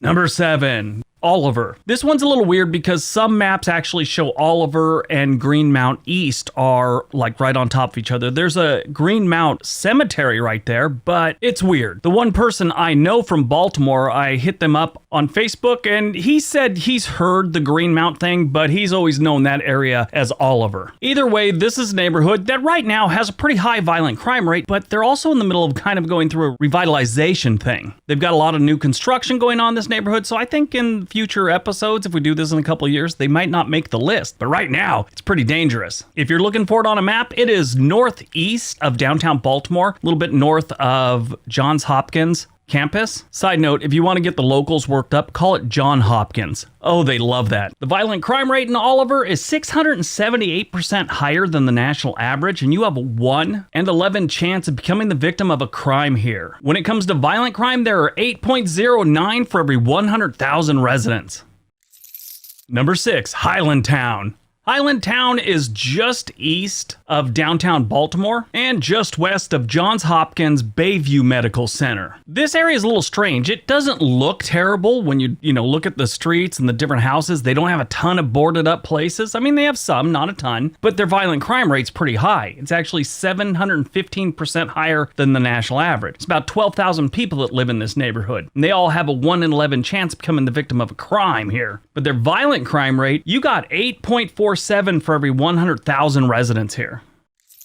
Number 5, Berea. If you're from the West Coast, it's called Berea, but here it is called Berea. They have a population of just under 6,000 residents, and they got a lot of violent crime to go along with those 6,000 residents. The violent crime rate in Berea is 718% higher than the national average, and again, this is a place you have a 1 in 11 chance of becoming the victim of crime. That's any crime, not violent crime. Berea is east of Oliver, which we just talked about, and they have a good-sized cemetery in the neighborhood. So that's good because people go there a lot. One thing I like about the Berea area is you could get a home here on average. It's about $120,000 for a 3-bedroom. What I don't like about it is there are 8.5 violent crimes for every 100,000 residents. Again, that's compared to the national average of 1.04. Number 4, Cherry Hill. Cherry Hill sounds delicious. Sounds like a nice place to be, or it sounds like something you get after a nice dinner at a restaurant. But no, Cherry Hill's not a place you want to go. That's because their violent crime rate is 729% higher than the national average. The almost 8,000 people that live here have a 1 in 12 chance becoming the victim of any crime. Oddly, their property crime isn't as high here as some of the other neighborhoods on this list. It's kind of strange. Cherry Hill is east of downtown Baltimore, right across the water there, not too far from the Brooklyn-Curtis Bay area. They have an industrial area to the northwest side of this neighborhood and a lot of public housing. Those are two of the things that always bring in a lot of crime. Now, keep in mind, not every single person in public housing are just total criminals. Don't be under that illusion. I know a lot of people try and push that. It's always that like 5 or 10% that are doing all the crap that make these people that live here, makes their life miserable. It's too bad. I had a friend that grew up in public housing in Southern California, and he said his dad had a great idea. Everyone in the neighborhood knows who the troublemakers are, who the criminals are, whatever. He said they should all be able to vote people out of the community, and then the police just come pick them up. Obviously, you can't do that. That violates a bunch of rights. But when the whole neighborhood knows who's causing all the problems in the neighborhood for a public housing area, I think that should be legal. But in Cherry Hill, there are 8.62 violent crimes for every 100,000 residents. Number 3, Madison East End. Madison East End has about 5,000 residents living here. They have the potential to have a whole lot more, but they have a ton of boarded up homes. Madison East End is east of downtown Baltimore and south of Berea. This neighborhood has a lot of good people, but it also has a whole bunch of street pharmacists applying their trade. If you go here, you have a 1 in 11 chance becoming the victim of a crime. Their violent crime rate is 8.72 for every 100,000 residents. Number 2, Franklin Square, Union Square. This area is more commonly known to the locals, or anyone, as West Baltimore. Now, don't let that confuse you. There's a place on Google Maps that is called West Baltimore, but that's not the West Baltimore most people know. We're talking about Franklin Square, Union Square. This area has around 50,000 residents, and they have a crime rate that is about 751% above the national average. If you live in this area, you have a 1 in 10 chance of being the victim of a crime. There are a lot of other neighborhoods in Baltimore that have worse reputations than places like Franklin Square and Union Square, but the stats don't line up with the reputation. One way I like to gauge how bad a neighborhood is how many homes have bars on the windows and how many homes per block have boarded up homes. This place has a bunch of both. There are 8.76 violent crimes for every 100,000 residents in the Franklin and Union Square area. Keep in mind the national average is 1.04 for every 100,000 residents. All right, before we get to number 1, don't forget we have another channel called On This Day. There is a link down below. All right, on to number 1. And number 1. Hopkins, Middle East. This area is like the poster child for urban decay, so much so that they actually filmed the TV show Homicide: Life on the Streets and HBO's The Wire. They didn't stop with just a television series called Homicide. This neighborhood's so perfect for this type of genre, they actually filmed a movie called Homicide in this area in 1991. If there are any pluses to living in this neighborhood, you're really close to Johns Hopkins, so, I mean, if you get shot or anything like that, you can just go there. You can almost walk there, depending on, obviously, your blood loss at this point. At one point, there was about 12,000 people living in this neighborhood. Right now, there's a little over 7,500. Their violent crime rate is 858% above the national average. You have a 1 in 9 chance of becoming the victim of a crime while in this area. There are 9.96 violent crimes for every 100,000 residents in Hopkins, Middle East. All right, here's another old one. This one was done in early 2018. I didn't think it was going to do good. This is another one of those. This one actually did okay. Let's check out the worst neighborhoods of Atlanta.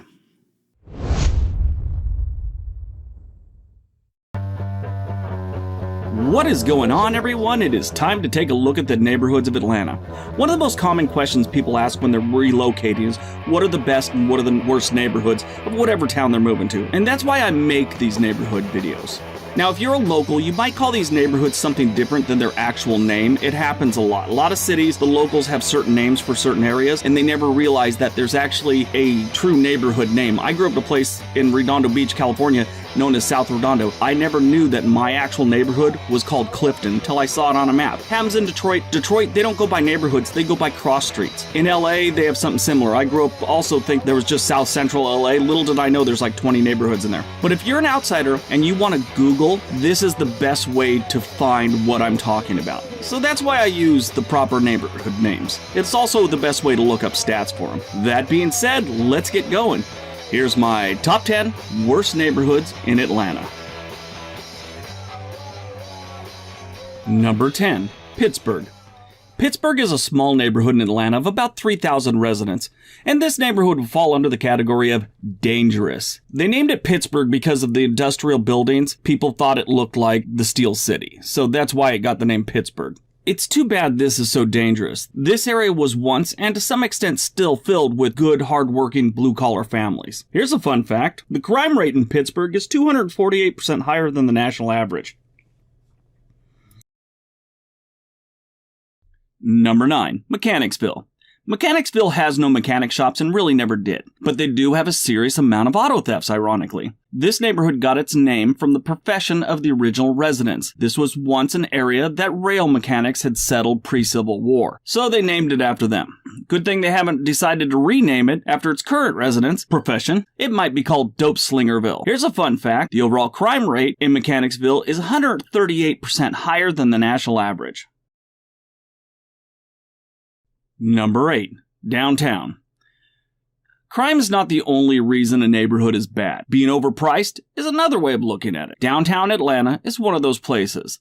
The living expenses are outrageous, and the typical rent is about $1,200, where the rest of Georgia is about $800. Compared to other major cities, this is cheap, but for Atlanta, it's pricey. Owning a home in downtown Atlanta is the way to go. Median home price is about 31% lower than the national average, so that it just makes more sense. Here's a fun fact. The median rent asked in downtown Atlanta is 14% higher than the national average. Yeah, makes sense to own there, if you can pull it off. Number 7, West End. The West End neighborhood of Atlanta is an older neighborhood plagued by crime, unemployment, and apparently lack of gardeners. They have some of the worst school test scores in the city. Not sure if they could really be blamed for that, seeing that they have no schools in the neighborhood. This place is another one that's really big on theft and burglary and stuff like that. Here's a fun fact. Only 75% of the residents in West End have completed high school.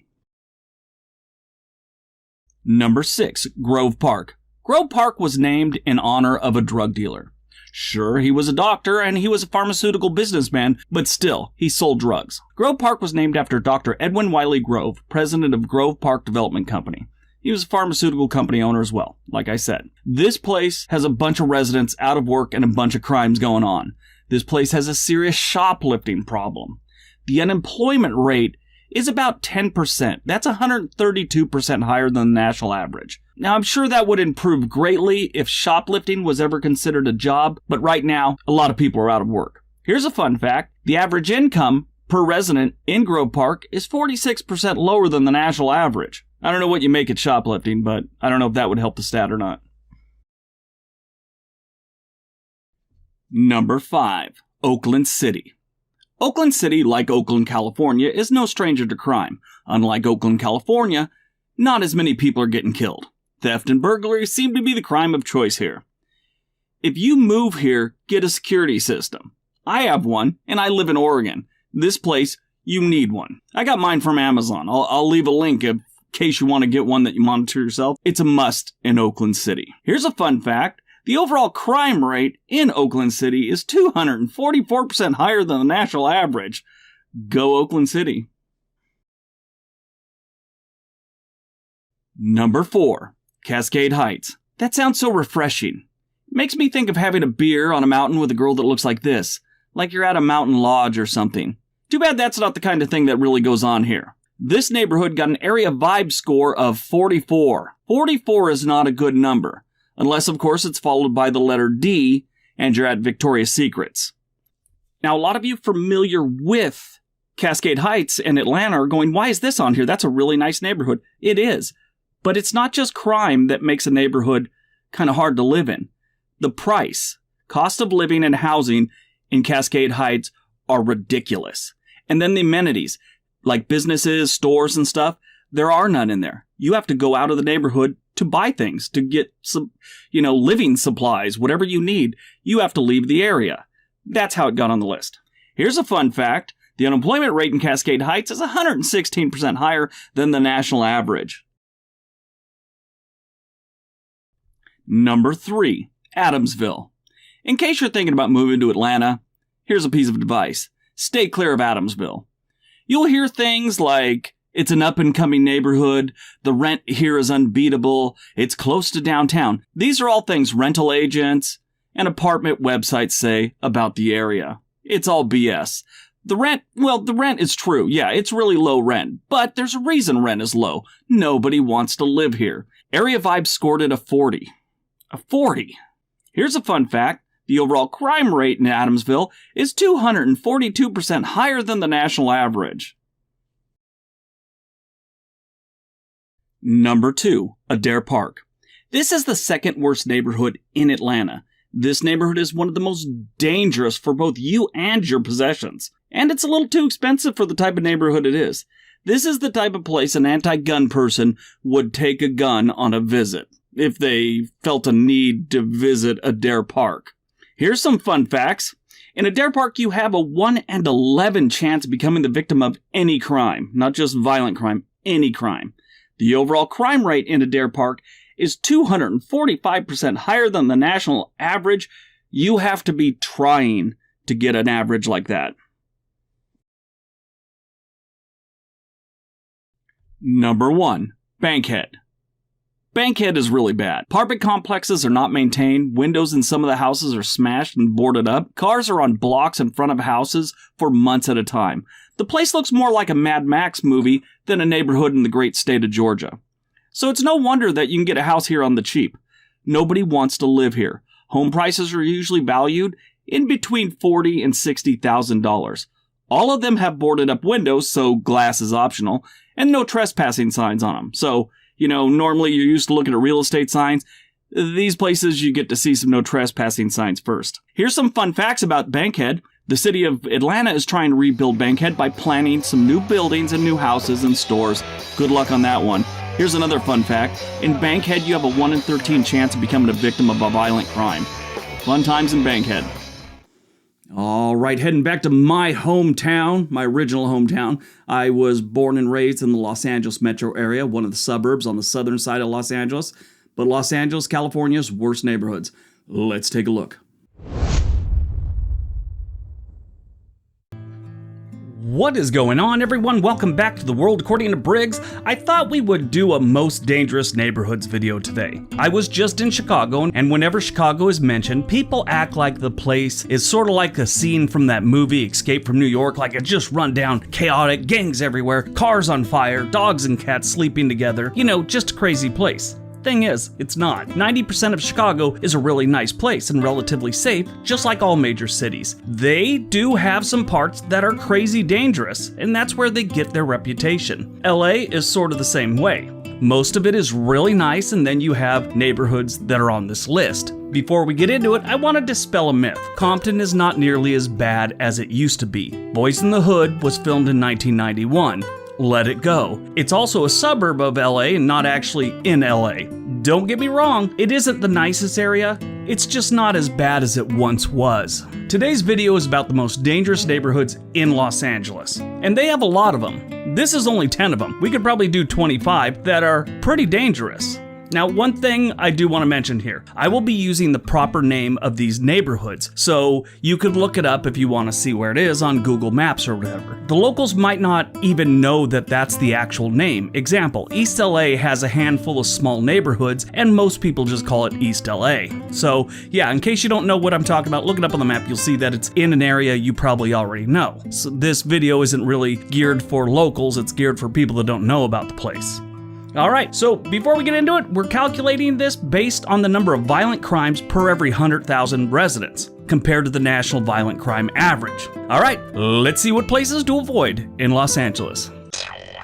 Number 10, Watts. When I was young, Watts was considered the worst place in Los Angeles. They had the Watts riots in the 60s, and they always had a serious poverty problem. Watts borders the cities of Linwood and Southgate. In the late 1800s, it was a ranching community and began to grow with the arrival of the railroads and the construction of the Watts station. That station is still there.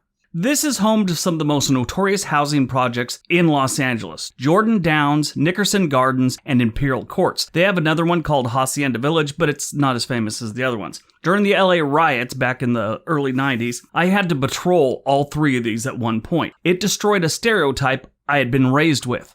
Not everyone in the projects is a frickin' criminal. Most of the people are good people just trying to get by. It's just that 10% is bringing everything down. And that 10% is busy here. The violent crime rate in Watts is 321% higher than the national average.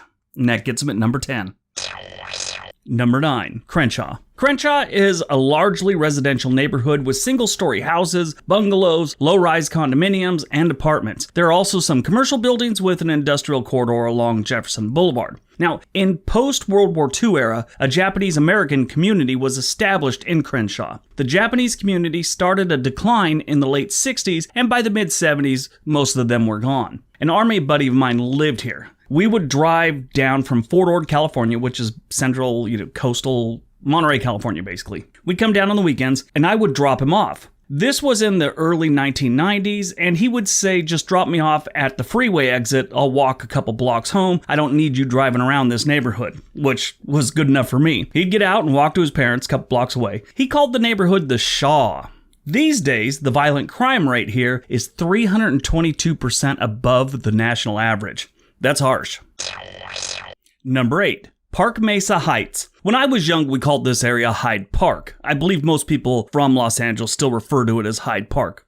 Who knows? This is right on the border of Inglewood, which is the new home of the NFL's Chargers and Rams at SoFi Stadium. It is scheduled to open this month, July 2020, and I'm sure it's behind schedule. It's 2020 after all. I'm COVID-19 and everything else. They're probably just stoked a giant earthquake didn't knock the whole thing down while they were building it. Man, this frickin' year. I'm sure at this point if Godzilla showed up, some of us would be like, this doesn't surprise me. Anyway, Park Mesa Heights, or Hyde Park, has never been a great place to live, at least in the last 40 or 50 years. And these days, it kind of sucks. The violent crime rate here is 329% higher than the national average. There are war zones with a less violent crime rate.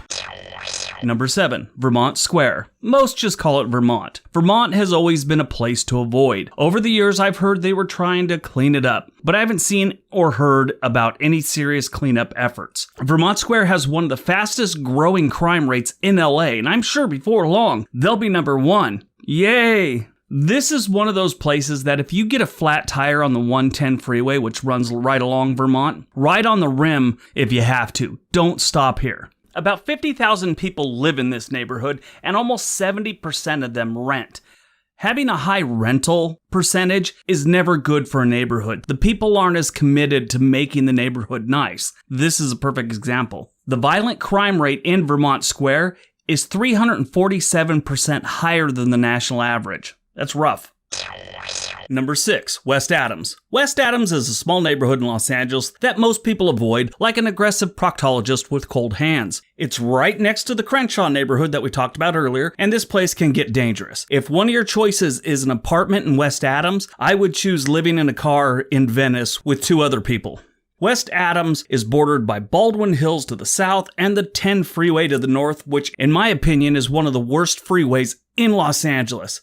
I always used to get stuck on this one, and there's no escaping it because you got bad neighborhoods all around you, so you can't get off and try and take the side streets. You may end up, losing your car or your life, either one. So I'd always stay on that freeway, inhale all that exhaust, and just try and make it to my destination while I slowly get cooked by the Los Angeles sun. It was horrible. I hated that freeway, and I'd always avoid places like West Adams. West Adams' violent crime rate is 474% higher than the national average. Number 5, Leimert Park. Leimert Park was developed in the 1920s as a residential community. It was completely built to those Spanish colonial revival homes, which they still have some left, but not as many. They have these all over Los Angeles. They're still sprinkled around. They're pretty neat. Anyway, this community had tree-lined streets with a central commercial area and a park. Somewhere around the 1960s, it started to decline. In 2014, construction started on the Leimert Park station on the Los Angeles Metro Light Rail line. It is scheduled to open in 2023, and there's a lot of hope and there's a lot of fear with this train. Hope is that it'll bring development to the area and bring better jobs. And the fear is that it'll have some serious gentrification and raise prices and housing and a lot of other things and chase longtime residents away. I think they wouldn't mind chasing some of the violent criminals away, though, right now. The violent crime rate in Leimert Park is 476% higher than the national average. That's a horrible number, and we're only at the midway point of this list. Number 4. Lincoln Heights.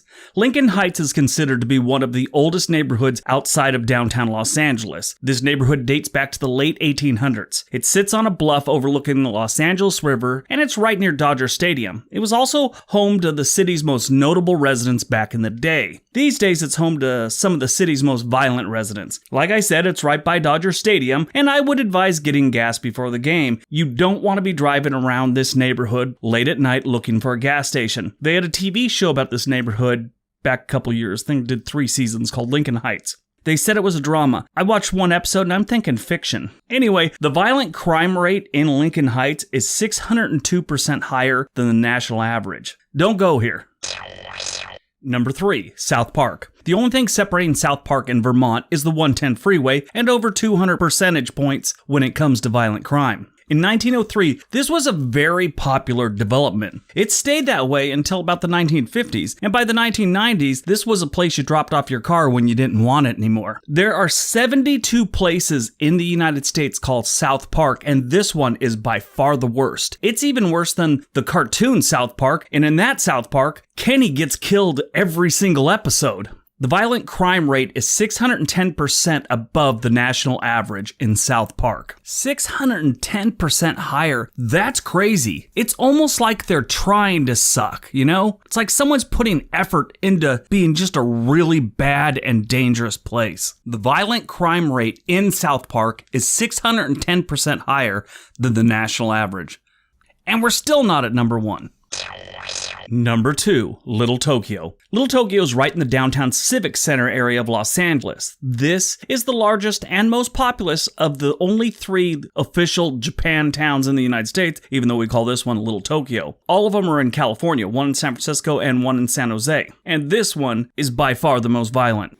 A little clarity on this one. So years ago when I made this video, I kind of left out something that I should have included. Little Tokyo's got a high crime rate, but it really has to do with they sort of overlap with Skid Row, which is where all the homeless live. They also have part of the LA River and this big set of train tracks that run by them that are technically in Little Tokyo. Those are the 2 places a majority of Little Tokyo's crimes come from, a large majority. So where it is technically correct that Little Tokyo does have a lot of crime, it's really due to an overlap of other neighborhoods.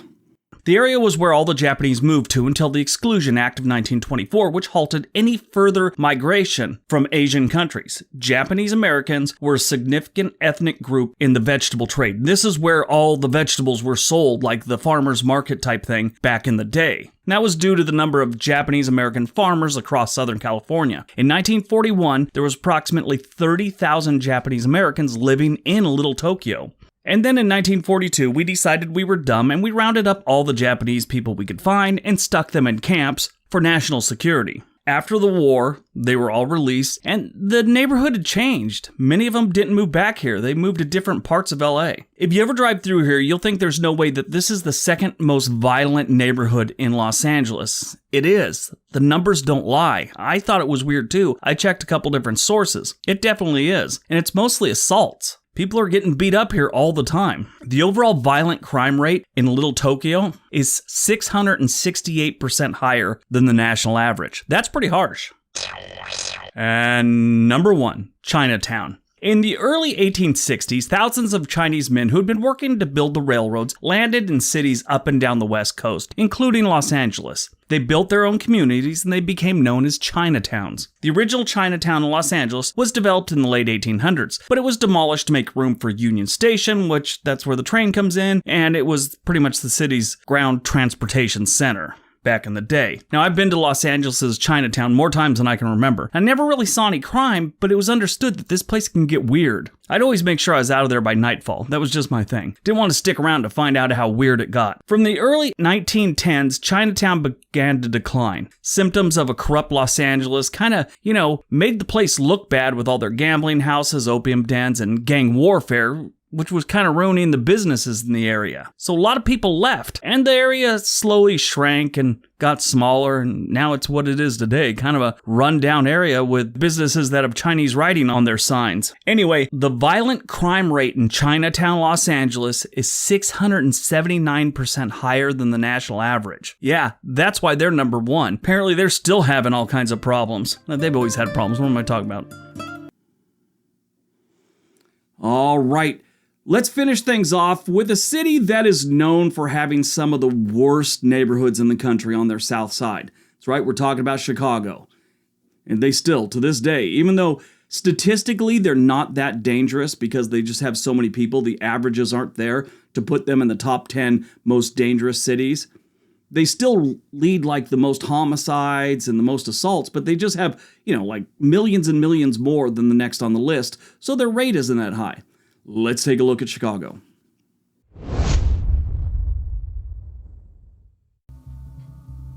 What is going on, everyone? Welcome back to World According to Briggs and a video about Chicago. Chicago, Illinois is an amazing city. I go there every couple of years. Great people, great pizza, breathtaking skyline. The downside is, like most major cities, it has some places that should be avoided at all costs. In Chicago's case, probably a little more than other cities. Today we will look at the most dangerous neighborhoods in Chicago. If you live there, you probably already know where these places are. If you're from out of town and let's say you're going to a Bears game or a White Sox game, this list may stop you from making a wrong turn that could endanger your life. A couple quick disclaimers. We're looking at the entire metro area, not just the city of Chicago. So if we talk about a suburb or some other place in the metro area, you know why we went there. We are also going by the violent crime stats published by the FBI. We're not going by reputation, legend, or history. I promise locals will be in the comment section complaining about what they think should have been the most dangerous and why this place wasn't there and that place isn't that bad. We go by the stats because you could ask 100 different locals to make a list of the most dangerous places and you will get 100 different lists. One other thing is we also use the location's actual name, the one the city gives it, the one you can find on a map if you're looking for it. Remember, this video is really made for people not from Chicago. So if you're from Chicago, you're gonna go, that's not what we call it. No, that's not what you call it. It's what the city and the map makers call it. Okay, let's see where you could raise the odds of an early demise in Chicago. Number 10, Chatham. Chatham is a neighborhood in Southside Chicago, and I'll tell you right now, we're going to spend a lot of time in Southside Chicago. It's just got a bad reputation, because a lot of bad stuff goes on there. Matter of fact, just last night in Chatham, a young man was shot a couple times by a guy wearing a clown mask and latex gloves.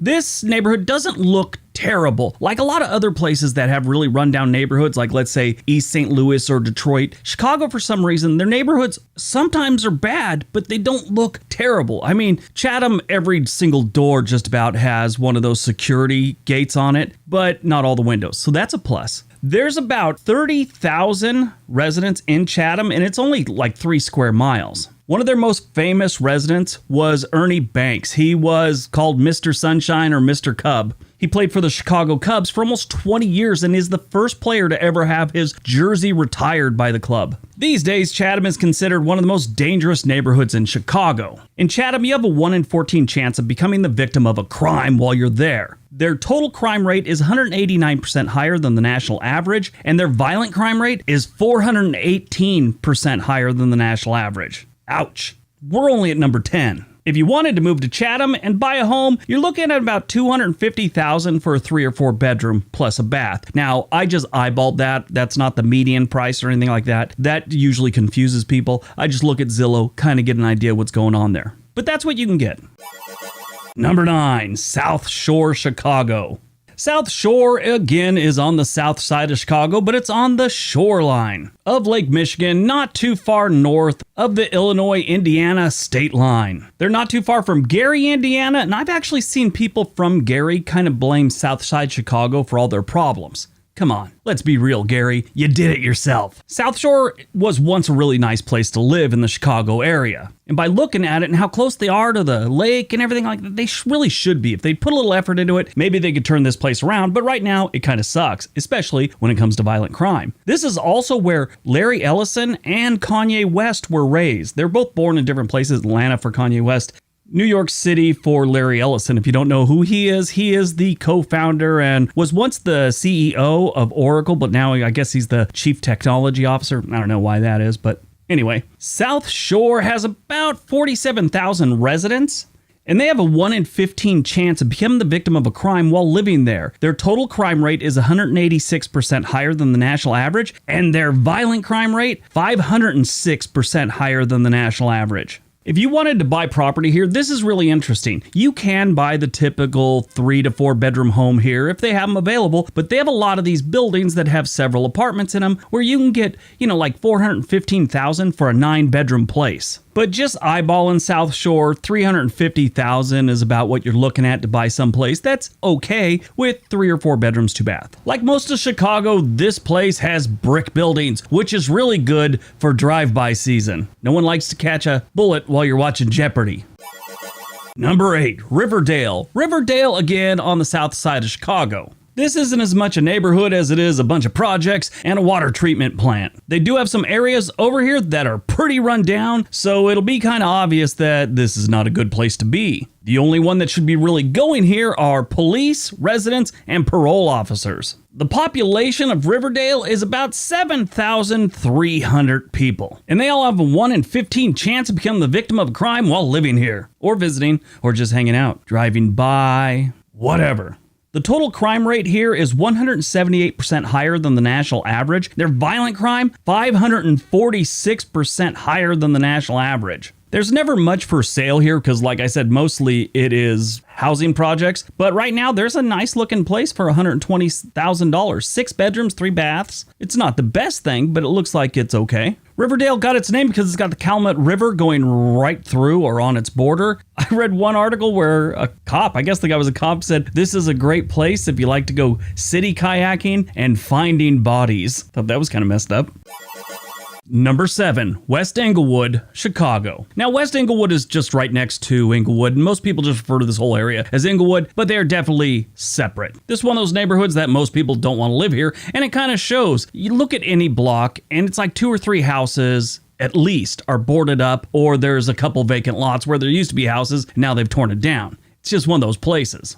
And it's a freaking dangerous place to live. They have just over 30,000 residents, and they all have a 1 in 12 chance of being the victim of a crime while living here. Their total crime rate is 261% higher than the national average, and their violent crime rate is 585% higher than the national average. Like I said, this is not a good place to live. Tried to see if anyone famous was from here, and nothing's listed, so either no one is famous that moved here, or they're not admitting it. Looking at the homes here, if you wanted to buy something here, you can get a 3-bedroom place for about $130,000. It's going to need some work, but that's about where the livable places start. What's really nice about this place is you can buy vacant lots for like 20 and 30 grand. You could buy a couple lots and just hope the neighborhood turns around before you die of old age or something. Number 6, Grand Crossing. Technically, this neighborhood is called Greater Grand Crossing. Back in the late 1800s, it was called Cornell, and it was mostly a neighborhood of Irish and Scottish people that worked on the rail. Most people just call it Grand Crossing. It is right above Chatham and just to the west of South Shore, right in the middle of all the excitement of the South Side. This is another place that's got a lot of scary-looking alleys, boarded-up buildings, and vacant lots. Grand Crossing has 32,000 residents, and they all have a 1 in 13 chance of becoming the victim of a crime while living here. Their overall crime or their total crime rate is 229% higher than the national average. Violent crime rate is 606% higher than the national average. How do you get that high? The good news is you could find livable homes here for about $200,000. In between $200,000 and $300,000 is what you're looking at. This is another place where you might be able to get a vacant lot for about $35,000 to $40,000. Number 5, North Lawndale.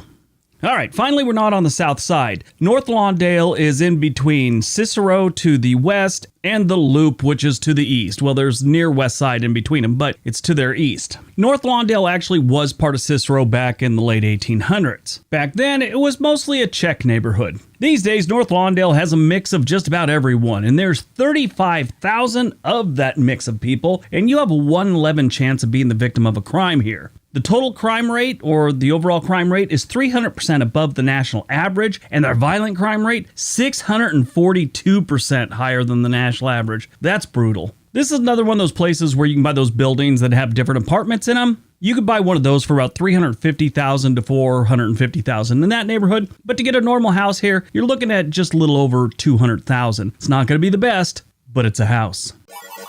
Number 4, Inglewood. Back to the south side we go with Inglewood. Inglewood, in case you don't know, is just east of West Inglewood. Funny how that works out.